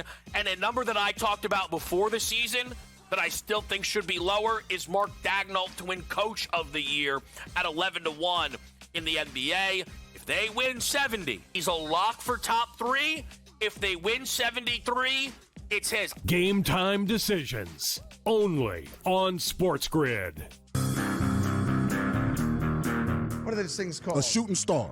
Yeah, okay, I'll go with that one. It just burns up quick. Mm-hmm. And you love it while you can see it, and bing, it's gone in the blink of an eye. Right. That's my fear for Cam Scatterville. Yeah, and that's not a big deal. I'll say it's weird, and it seems like he really enjoys that attention, which is all fine because he's a young guy, but possibly dangerous in a city like New York. The Craig Carden Show, only on SportsGrid. Close to $1 million in volume being traded right now in the Offensive Player of the Year. If you did put $100 down on Jonathan Taylor, that would pay back $143, so a 43% increase on your money that you had. There are a lot of long shots in here, but it doesn't feel like those would be good bets. Like, hey, I'm going to put it on Justin Herbert. Well, yeah, if Justin Herbert wins it, Joe, a $100 wager would pay back $10,000. They even have a market for if you want to bet Malik Neighbors. The Early Line, only on SportsGrid.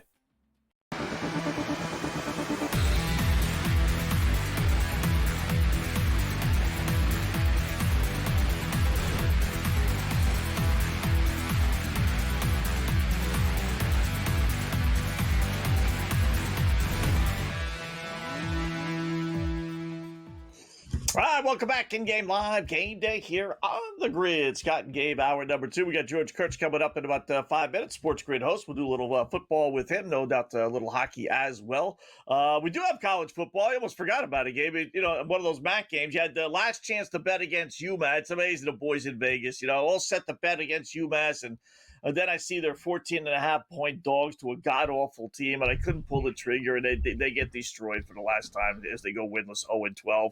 I did put a couple shekels on Eastern Michigan. I put it earlier this afternoon when they were only a 7.5-point dog. They had a shot up to like 9.5, maybe even 10.5. They're down 10 at the half. Now they're getting 16. In fact, they just started the third quarter. Western versus Eastern. Western's the better team, but Eastern Michigan hasn't really gotten blown out of their MAC games. They're 3-4 in conference play. So I took a little flyer thinking they would keep this one at least semi-close. They're still in it. They're getting 16.5 now. I don't know if I necessarily would double down, but if you didn't have a dog in a fight, I would take the 16.5, thinking that they're going to keep this thing semi-close. Big rivalry game. Eastern Michigan, not bowl eligible, even with the win tonight. But Eastern Michigan have been a very profitable team this year, 7-4 against the spread on the season. They've cashed numbers. They really haven't gotten blown out. They're a little bit offensively challenged at times, and one of those deals where they scored early on the first drive of the game, so it was like, boom, wow, 7-0. Right. Looking good as a 10-point underdog. I'm on them as well. I like to see some more points here put up on the board. I'm a little bit fearful now that Western Michigan are going to start to pull away, though. Eastern Michigan can't fall behind by too much. We're getting 10.5. They're down by 10 right now. They did just get the stop. Eastern Michigan get the stop right now on a 4th and 7. So we'll see. I don't know. Maybe they go for it. But, yeah, I'm with Eastern Michigan as well, Scott. Hopefully we can backdoor this. Yeah, we talked about that last night, right? Team gets the ball. I did take Bowling Green today, though. Did you? I tell you, that Bowling Green total. I had them. The Bowling Green total was too light today, too. Like, it was their last game of the year. And also, this is where you got to watch the games where, dude, like, they scored right away, Bowling Green. You could just tell, like, oh, yeah, the wheels are going to fall off early. And they did for UMass. It was a disastrous start for them, man. Like, they turned the ball over. They were down 14-0, literally like 2-3 minutes into the game. But that total was just too light tonight. So, yeah, at least we went 2-0 with that game. But I don't want to give it back right now and go 0-2 with this one. Yeah. I see, I don't have the game on. I get the basketball on. But they're saying 1st and goal, Eastern Michigan. But they're saying they have it at their own 10-yard line. So I don't know what's going on with that one. But down 17-7. Yeah. Second possession, they score a touchdown, and that's been it so far. So let's get the Eastern Michigan ball on their own 15-yard line. So they did punt. They get the punt. They get the punt on their own 15. So let's see if they can move the ball here right now. They just did, actually. They just picked up first down already. So, listen, we got a touchdown. We're right back in this game. Yeah. Eastern, they're going to play hard. It's their last game of the year. It's a rivalry game. Home. Right, whether they're going to a bowl game or not is irrelevant. Like I said, you saw Bowling Green players were into this today. You get the kids' last game. A lot of these players are never going to play another football game again. So, they're not going to tap out, but we can't fall behind by more than 10 here. So let's get some points on the board. A touchdown. Yeah. Jamie Benn with the goal for about 3.5 minutes in for Dallas. That's the one to put them on top, 1-0. And they're on their power they just play scored right again. Now it's 2. They just scored. 2-0. Power play 2-0. goal. Wow. Rupe Hintz, my guy, one of my all-time favorite shot on goal guys when we used to do that in the morning show way back when. He was a classic guy. We talk about this all the time. He was like every single game, I swear the guy was getting 3 shots on goal, 3, and every single day we'd wake up and it would be 2.5. It would just be comical, because they don't move the. Now they don't adjust.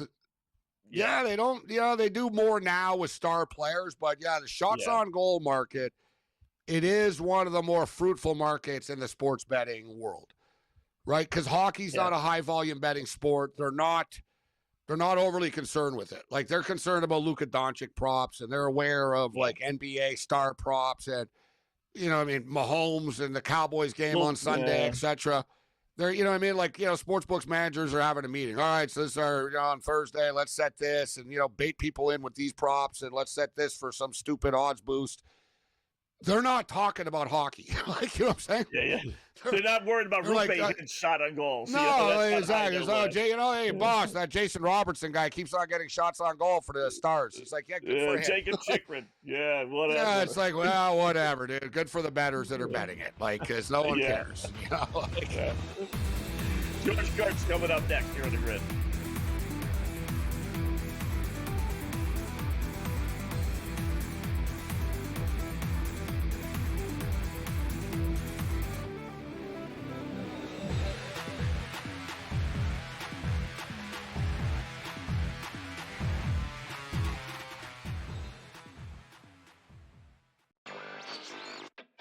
The future of the prediction markets, I think, at least for now, may be in the hands of the federal courts. But the good news for those who support prediction markets is that these court battles may last for another 2 to 3 years before we get clarity around the law. And nominee Seelig was handpicked by Donald Trump, not because he was neutral on prediction markets, but because he would do nothing to slow it down. Newswire, only on SportsGrid. A huge number out there on Cason Wallace to win Defensive Player of the Year at 500-1. That is worth your attention. And a number that I talked about before the season that I still think should be lower is Mark Daigneault to win Coach of the Year at 11-1 in the NBA. If they win 70, he's a lock for top 3. If they win 73, it's his. Game time decisions, only on SportsGrid. What are those things called? A shooting star. Yeah, okay, I'll go with that one. Like it just burns up quick, and you love it while you can see it, and bing, it's gone in the blink of an eye. Right. That's my fear for Cam Scatterby. Yeah, and that's not a big deal, but I will say it's weird, and it seems like he really enjoys that attention, which is all fine because he's a young guy, but possibly dangerous in a city like New York. The Craig Carton Show, only on SportsGrid. Close to $1 million in volume being traded right now in the Offensive Player of the Year. If you did put $100 down on Jonathan Taylor, that would pay back $143, so a 43% increase on your money that you had. There are a lot of long shots in here, but it doesn't feel like those would be good bets. Like, hey, I'm going to put it on Justin Herbert. Well, yeah, if Justin Herbert wins it, Joe, a $100 wager would pay back $10,000. They even have a market for if you want to bet Malik Neighbors. The Early Line, only on SportsGrid.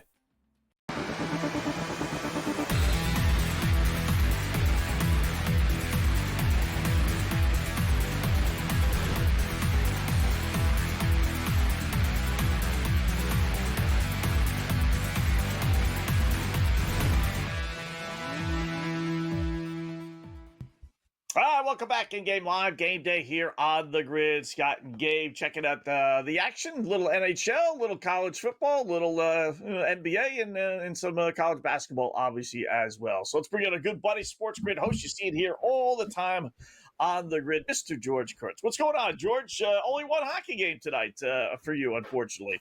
Dallas off to a 2-0 lead over Edmonton. Tell me you had the Stars tonight. It's a mixed bag. I am on the over, but I know the Edmonton was on a 7-game, 12-game road trip. It's always dangerous to bet on that team first game back. But no Rantanen tonight, right? He got suspended for, I guess, being a little liberal, taking liberties as far as boarding players there. So you think the Oilers would have a spark tonight, but no.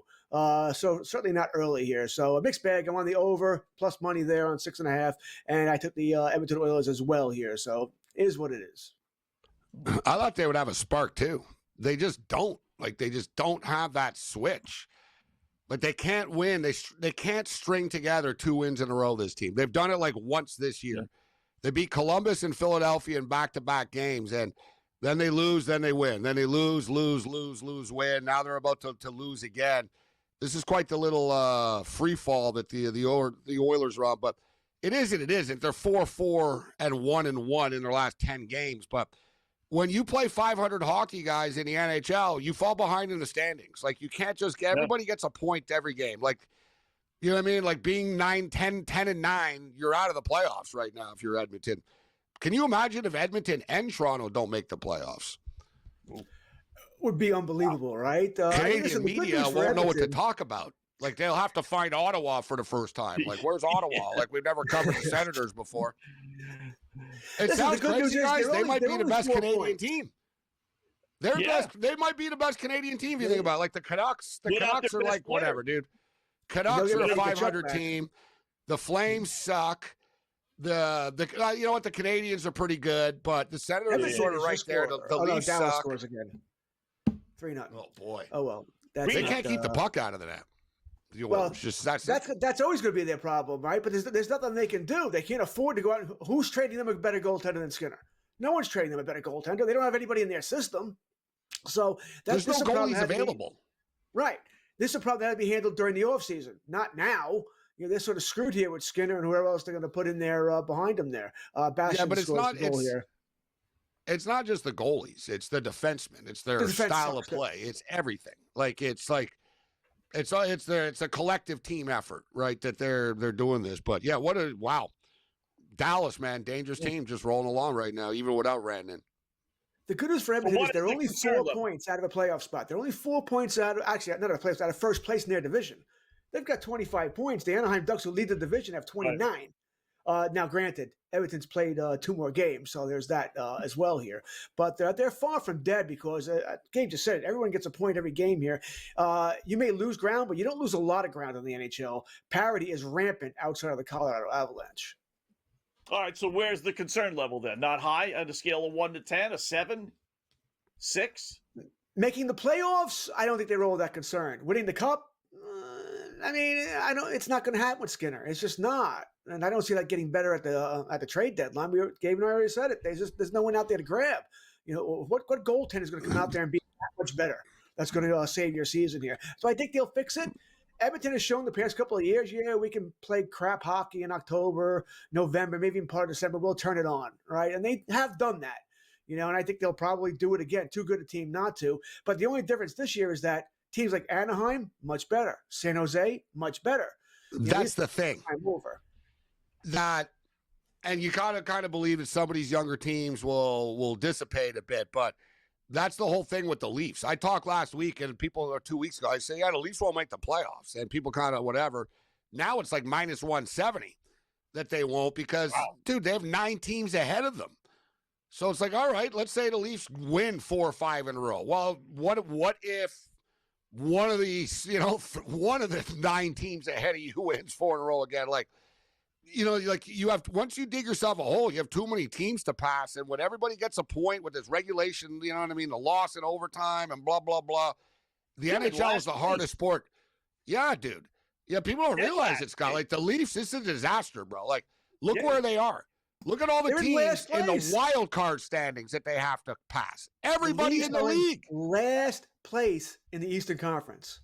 16th. 16th. I mean, look. And it's only minus 170. It's almost still a good bet before it gets out of hand. And they can't do anything. They have no money. Like they're tapped out as it is, right? They have a bunch of star players. They're cap heavy with their team. There's no savior coming. Like Triveling, their GM, isn't smart enough to pull off some genius deal. What are you going to do? Austin Matthews is heartless. You traded. You lost Mitch Marner. Like you can go on and on. 4-0 Dallas.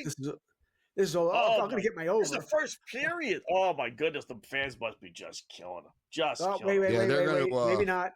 Maybe not. They're going to review what it looks like. All right, how much? The funniest thing is Skinner wanted to be the goalie of Team Canada. He said last week. He goes, "I think I should be the goalie of Team Canada." It's like Team Canada of what? Like the beer league championships? Like rec league? Like. I actually I tweeted out. I was like, I have a better chance of being the goalie than he does. Like, what are you talking about, bro? You're not the goalie. I want to be 26 too. It's not going to happen. Yeah. They're reviewing it for a high stick. It does look like he batted it in with the high stick, so it may not count. That game's over. The Oilers aren't coming back. Yeah, it's done. At this point, you want them to score. So now, how much do you guys like? You don't necessarily think about the team that loses. You always think about the team that wins, right? So Florida Panthers back to back, actually 3 Stanley Cup final appearances, right? That's a lot of hockey. Edmonton is back to back. That's a lot. I know they lost both, but that's a lot of hockey. You don't generally think about that. But is that maybe a reason why the slow start for the Oilers? Just too much hockey? Zach Hyman was hurt, but they've always been streaky too, the Oilers. This isn't new, right? Over the years, you know what I mean? Like they've done this. They fired coaches, they lose, then they go on the 17-4 run type of deal. But it is a good point that you raised, Scott. Whether you win or lose, you still play the damn games. The Oilers have been in a lot of playoff series, like not just the Cup, like over the last couple of years. Not to mention, too, they're going to be playing in the Olympics. A lot of Oiler players will be in the Olympics. Like, how much gas is Connor McDavid going to have left after the Olympics as well? You can probably say that about a lot of teams. But they're like Florida. Okay, if they're not scoring that night, they have a good defensive system, a good goalie. Everything doesn't have that. Pretty much it's either they're not scoring goals. They're not going to do all that much, right? I don't know what else they can rely on here to win them games, pull them out of a slump somewhere. If McDavid and Draisaitl aren't scoring goals, which they have to almost on a nightly basis, Hyman's still trying to work his way back. Nugent Hopkins is hurt, so he's out. They're just going to have a tough time winning here. By the way, they did disallow that goal, so it is. They're not on the level. They're not on the level of the Dallas Stars and the Colorado Avalanche. They're just not. No, I'm not sure anybody's on the level of the Colorado Avalanche. They're very Buffalo Bills like, the Oilers. The Bills didn't make it to the Super Bowl and lose, but sort of the same thing. McDavid, Josh Allen, you win. You put up all these numbers, but the window's not open forever, Scott. Right? With Connor, and he knows this. He knows this. There's a damn reason why he only signed a 2-year contract extension with them. He could have signed a max deal and said, all right, no, I'm not going anywhere. Let's sign a max deal. No. He even said, I got to think of what's best for my family. And, they got all worried. Then he signed a 2-year deal only. But I'd be pretty worried the way this year is going because you'll be right into next year again where it's his last year under contract. They would never trade him, would they? Although they traded he's a free agent, Scott. He's a free agent for years. But wouldn't they have to? I'm saying after this year. If he says that he's not signing, though, if he tells them, no, it's 2 years. Whatever. This year, I'm not signing. If he says I'm not signing, they would have to trade him. They would have. I mean, I don't think they would trade him before the season. I think they would trade at the deadline. If he said, they wouldn't trade him. They wouldn't trade him. They've already done this with Wayne Gretzky, but they won a Stanley Cup without Gretzky after. You can't let him go for nothing. They would make him the villain at least that he left us. You know what I mean? Exactly.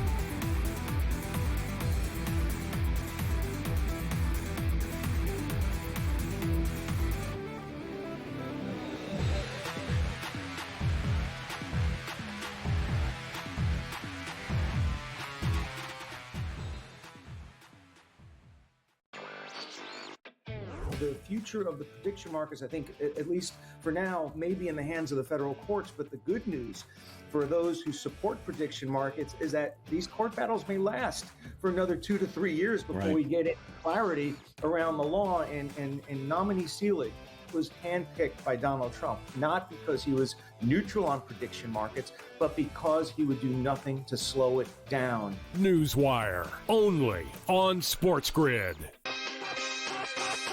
A huge number out there on Cason Wallace to win Defensive Player of the Year at 500 to 1. That is worth your attention. And a number that I talked about before the season that I still think should be lower is Mark Daigneault to win Coach of the Year at 11 to 1 in the NBA. If they win 70, he's a lock for top 3. If they win 73, it's his. Game time decisions, only on SportsGrid. What are those things called? A shooting star.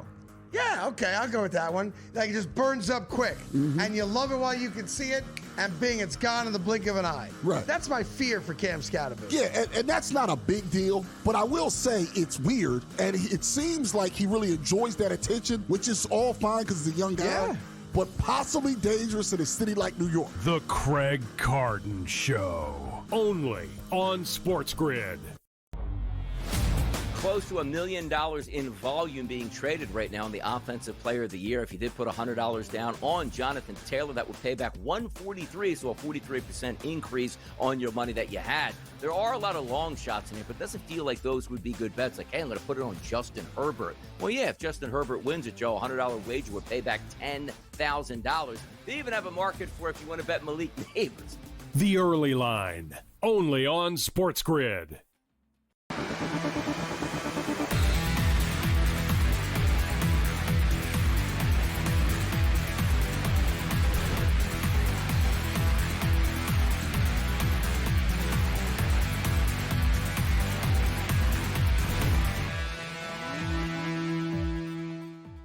All right, welcome back in Game Live, Game Day here on the Grid. Scott and Gabe chatting with our good buddy George Kurtz, SportsGrid host here. Dallas did score again. They had one score, but that was pulled off with a high stick. But they scored 2 minutes later, so it's 4-0 as they close out the first period. I tell you, I like the under, guys. You know, if it's 2-2, I would say go over 8.5.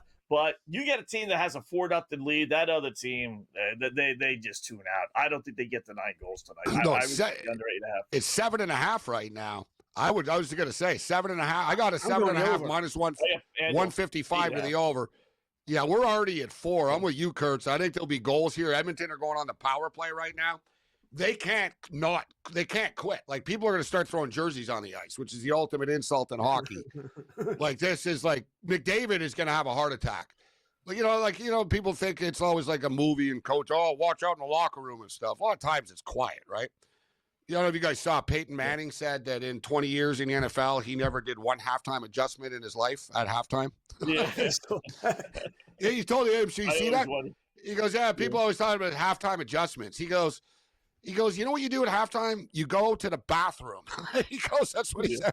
He goes, you get to the room, you take a leak, you eat an orange, and you walk back out on the field. The time is up, and you go back out. Like, 12 minutes. He goes, this myth that there's like this big, we're going to in the room, we are adjusting things.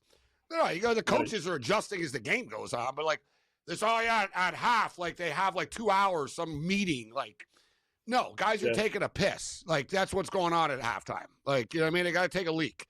It takes a while. You got the jock going on. Like, everything's going on here, and you get back out on the field after. So all this, the adjustment stuff. But with that being stated, Connor McDavid is kind of a intense dude. Like, if you've seen like any footage of him, like the rare footage that you see of him in a locker room talking to the team and stuff, like he does flip out, he yells, and he does like push them and stuff like that. So I imagine there'll be some interesting words at intermission here. The Oilers are plus 3.5 on the puck line right now, guys. What do you think of that? I like the over more. I think goals are coming. I can see the Oilers losing 7-8-1, 7-2, 8. Which is just an ass kick. But I do like. I listen. In New York, we have 8.5. I don't have 7.5, but it is plus 114. Can we get to 9? 5 more goals? You have alternative numbers, though, if you click. I guarantee you. There's alternative. Sometimes I'll do the show. Think this has got 6-1 at best written all over it. I think we'll get to at least 8. I don't think it's gonna. I don't think Dallas is only scoring a goal the next 2 periods, and I think Edmonton's going to score more than 1.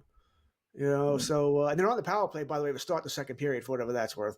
So I still think we're going to get. I think we're going to get over 8.5. So I might double down here. Let me ask you this: what am I missing here? Why are the Detroit Lions Thursday only a 2.5-point home favorite over the Packers? Didn't they? They should have lost to the New York Giants, right? Isn't that why? I mean, that has to be why. Detroit's not playing all that well. Their offensive line is in shambles, especially the interior of that line. It's Amon St. Brown or bust and Jahmyr Gibbs. That's it, right? The offense is not doing all that much. And Green Bay's defense is legit. It's probably top 3, top 5 at worst in the NFL. They're going to line up Micah Parsons all over the place. I think my favorite bet in this game, though, is the under. How are we getting 50 points in this game? Green Bay can't really score. And I don't think Detroit's running up the score at all here. I think Detroit's, by the way, I don't think Detroit's going to run the ball a lot because they're going to want to keep Micah and that pass rush away from Goff here. And that's going to kill up clock, right? It's going to eat it up here. I love the under in this game as far as my favorite play. Hot take to the under. I'm not disagreeing with it. I hate betting on unders. I bet on the under in the Michigan game. Michigan scored 59 points in the first half. Dear God. Good job, Auburn, defensively. Thank God I'm on Michigan. But, like, wow. 59 points. 9 points. But you're the Cowboy fan, Kurtz. What do you think of the Cowboy game? I'm expecting points in this one. Total is 52.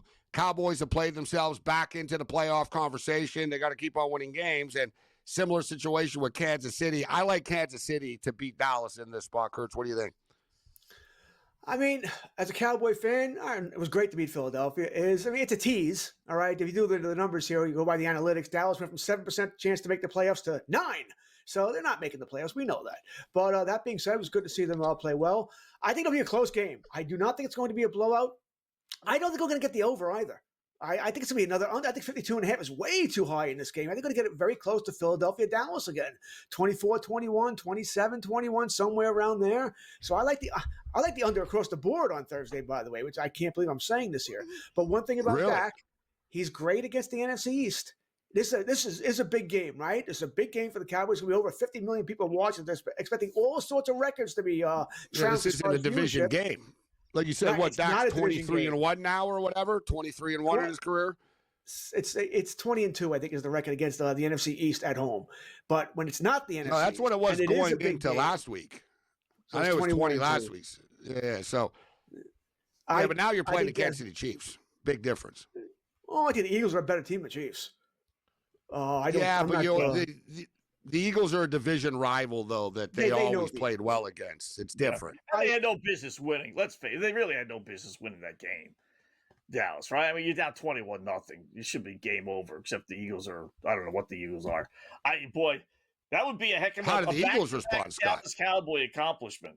Yeah, listen, that's a huge game. You said a game. Both these teams are in second place behind the Rams. They're the same record. There. Yeah, the loser is pretty much eliminated here. If the Cowboys lose, they're pretty much done here. Although you can make an argument they play Detroit next Thursday. If they can beat Detroit, they would hold a tiebreaker over them, especially if Green Bay can beat them this week. And then the Cowboys' last 4 games are all very winnable here. Theoretically, they could go on a run. But let's face it, the Cowboys aren't that good to say they're going to win 6 of the last 7 games. I don't think anybody's going that direction there. But pretty much the loser here is in a lot of trouble. That's why it's so big. It's why it's so hard for me to trust Dak. They're going to come through big again. It's not a division game. It's an important game. 50 million people, Thanksgiving. Generally, you put all that together, Dak wilts. Just the way it's been. Exactly. He only proves otherwise. He does. Yeah. They might have been better off losing to the Eagles and then think maybe they could rebound and beat Kansas City Thanksgiving Day. So screw the Eagles. Yeah, they got some issues, boy. They got some serious issues. So George, great job as always, man. No doubt we will do it again and probably see you over Thanksgiving. So appreciate it and good luck for your place tonight.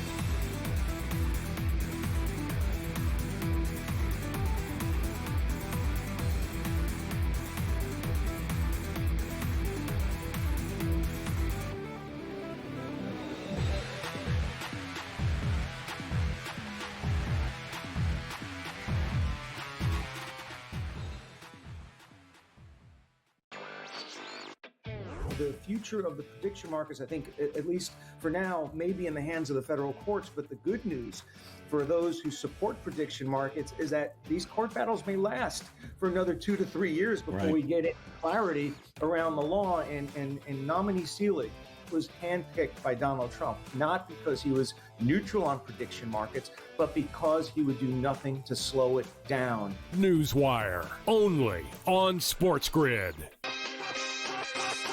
A huge number out there on Cason Wallace to win Defensive Player of the Year at 500-1. That is worth your attention. And a number that I talked about before the season that I still think should be lower is Mark Daigneault to win Coach of the Year at 11-1 in the NBA. If they win 70, he's a lock for top 3. If they win 73, it's his. Game time decisions, only on SportsGrid. What are those things called? A shooting star. Yeah, okay, I'll go with that one. Like it just burns up quick. And you love it while you can see it, and bing, it's gone in the blink of an eye. Right. That's my fear for Cam Scatterby. Yeah, and that's not a big deal, but I will say it's weird, and it seems like he really enjoys that attention, which is all fine because he's a young guy. Yeah. But possibly dangerous in a city like New York. The Craig Carton Show, only on SportsGrid. Close to $1 million in volume being traded right now in the Offensive Player of the Year. If you did put $100 down on Jonathan Taylor, that would pay back $143, so a 43% increase on your money that you had. There are a lot of long shots in here, but it doesn't feel like those would be good bets. Like, hey, I'm going to put it on Justin Herbert. Well, yeah, if Justin Herbert wins it, Joe, a $100 wager would pay back $10,000. They even have a market for if you want to bet Malik Neighbors. The Early Line, only on SportsGrid.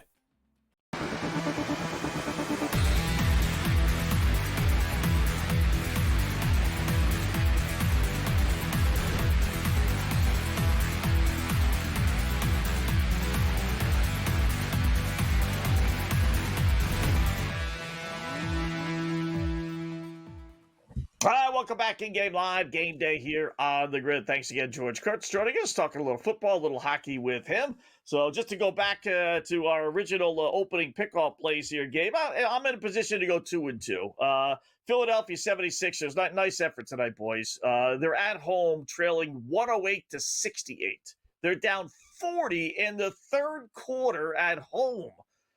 This on top of the Wizards win. So my Philadelphia minus 2.5, not quite as going to work out. I got Dallas, so they're leading 4-0. I would like to think I'll win that. Kansas State, Indiana, it's over 164.5, and right now the in-game live is 157.5. So I need some work. I'll count that as a loss. And then I got over the 162.5 Michigan and Auburn. And as we were looking at in the break, I mean, wow, this Michigan team is just a machine. They put up how many points in the first half, the early second half now? I don't know if this 42. Yikes. I don't know if this NIL money has motivated the Wolverines to dial it up a notch in Vegas. But, yeah, last night they murdered. Last night they won by 40. Now tonight they're up at Auburn. Like, seriously, SEC. It's 72-42 right now. It's 72. Like, they've been absolutely crushing the Auburn Tigers. So, yeah, I'm on Michigan. We're going to lose the total unless Michigan, I don't know, maybe it slows down actually. Maybe Auburn quits. Like, maybe they're down by so much that they just sort of tap out, and Michigan figures, wow, we got to play again tomorrow or the day after, whatever the tournament is here as we go on. So, Arizona State, I'm surprised. I give credit to Washington State, Scott. They're hanging around in this game. It's a fun game. We did jump in. Remember we said early in the game, well, we better jump on the in-game over here, guys. It's a track meet, and it's up to 182.5 now, 68-68 with 10 minutes left in the game. Oh, yeah, and we gave A&M and Mississippi Valley State over 154.5. I think we're going to win, guys. The in-game total is 194.5 right now. I think we're okay. Texas A&M. I said, listen, man, Texas A&M, I said they'll get to 115 or so. A&M are at 98 points with 6 minutes left right now, 98-66. So it just went over, actually. It just actually went over with 6 minutes left. So not bad. Not bad. I'm looking for the Oakland and Montana at the half, 46-43. So we suggested over on that one. Track meet over under 176.5. That's pretty good. Zaga, I don't know, but I watched Gonzaga play a couple times, and I wasn't impressed. I got to tell you, maybe I've just been spoiled, with the Drew Timmy teams and everything, all the great players they've had. And I watched them a couple times. Whatever. They're winning again. They're blowing out Maryland. Well, it's a hell of a run. To beat Alabama, and now they're smoking Maryland like this, 25-11.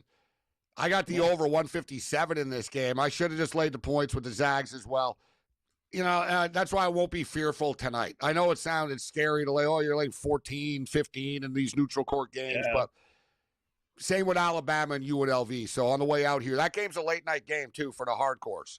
The game tips off at, midnight Eastern. Like, last night I was watching a late-night game. It literally, it was 3 a.m. East Coast time, and they were still playing college basketball last night. So for the hardcores on the East Coast, there's still a lot of basketball left tonight, guys. Yeah.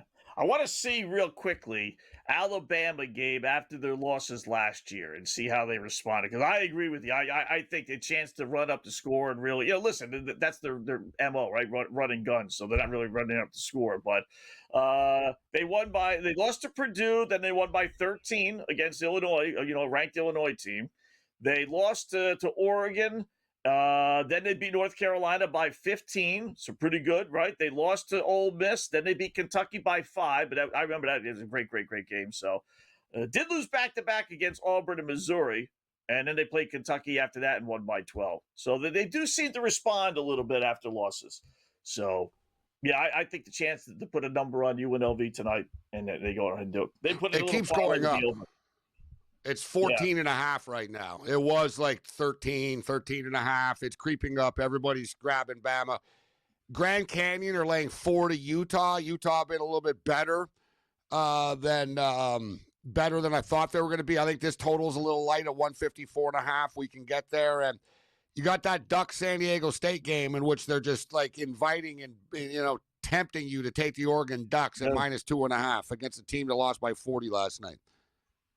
Yeah, I'm going to do it. I'm going to bite. Call me crazy tomorrow. You know, when San Diego State walks off with a 75-70 win, I'll be like, I knew it. I knew it. Like the Lakers tonight as well. I know it's got sucker written all over it, but give me LeBron. They always beat the Clippers. 6.5. They own them. Hey, great job as always. We'll be back tomorrow night, 8 o'clock Eastern time, right here on the Grid.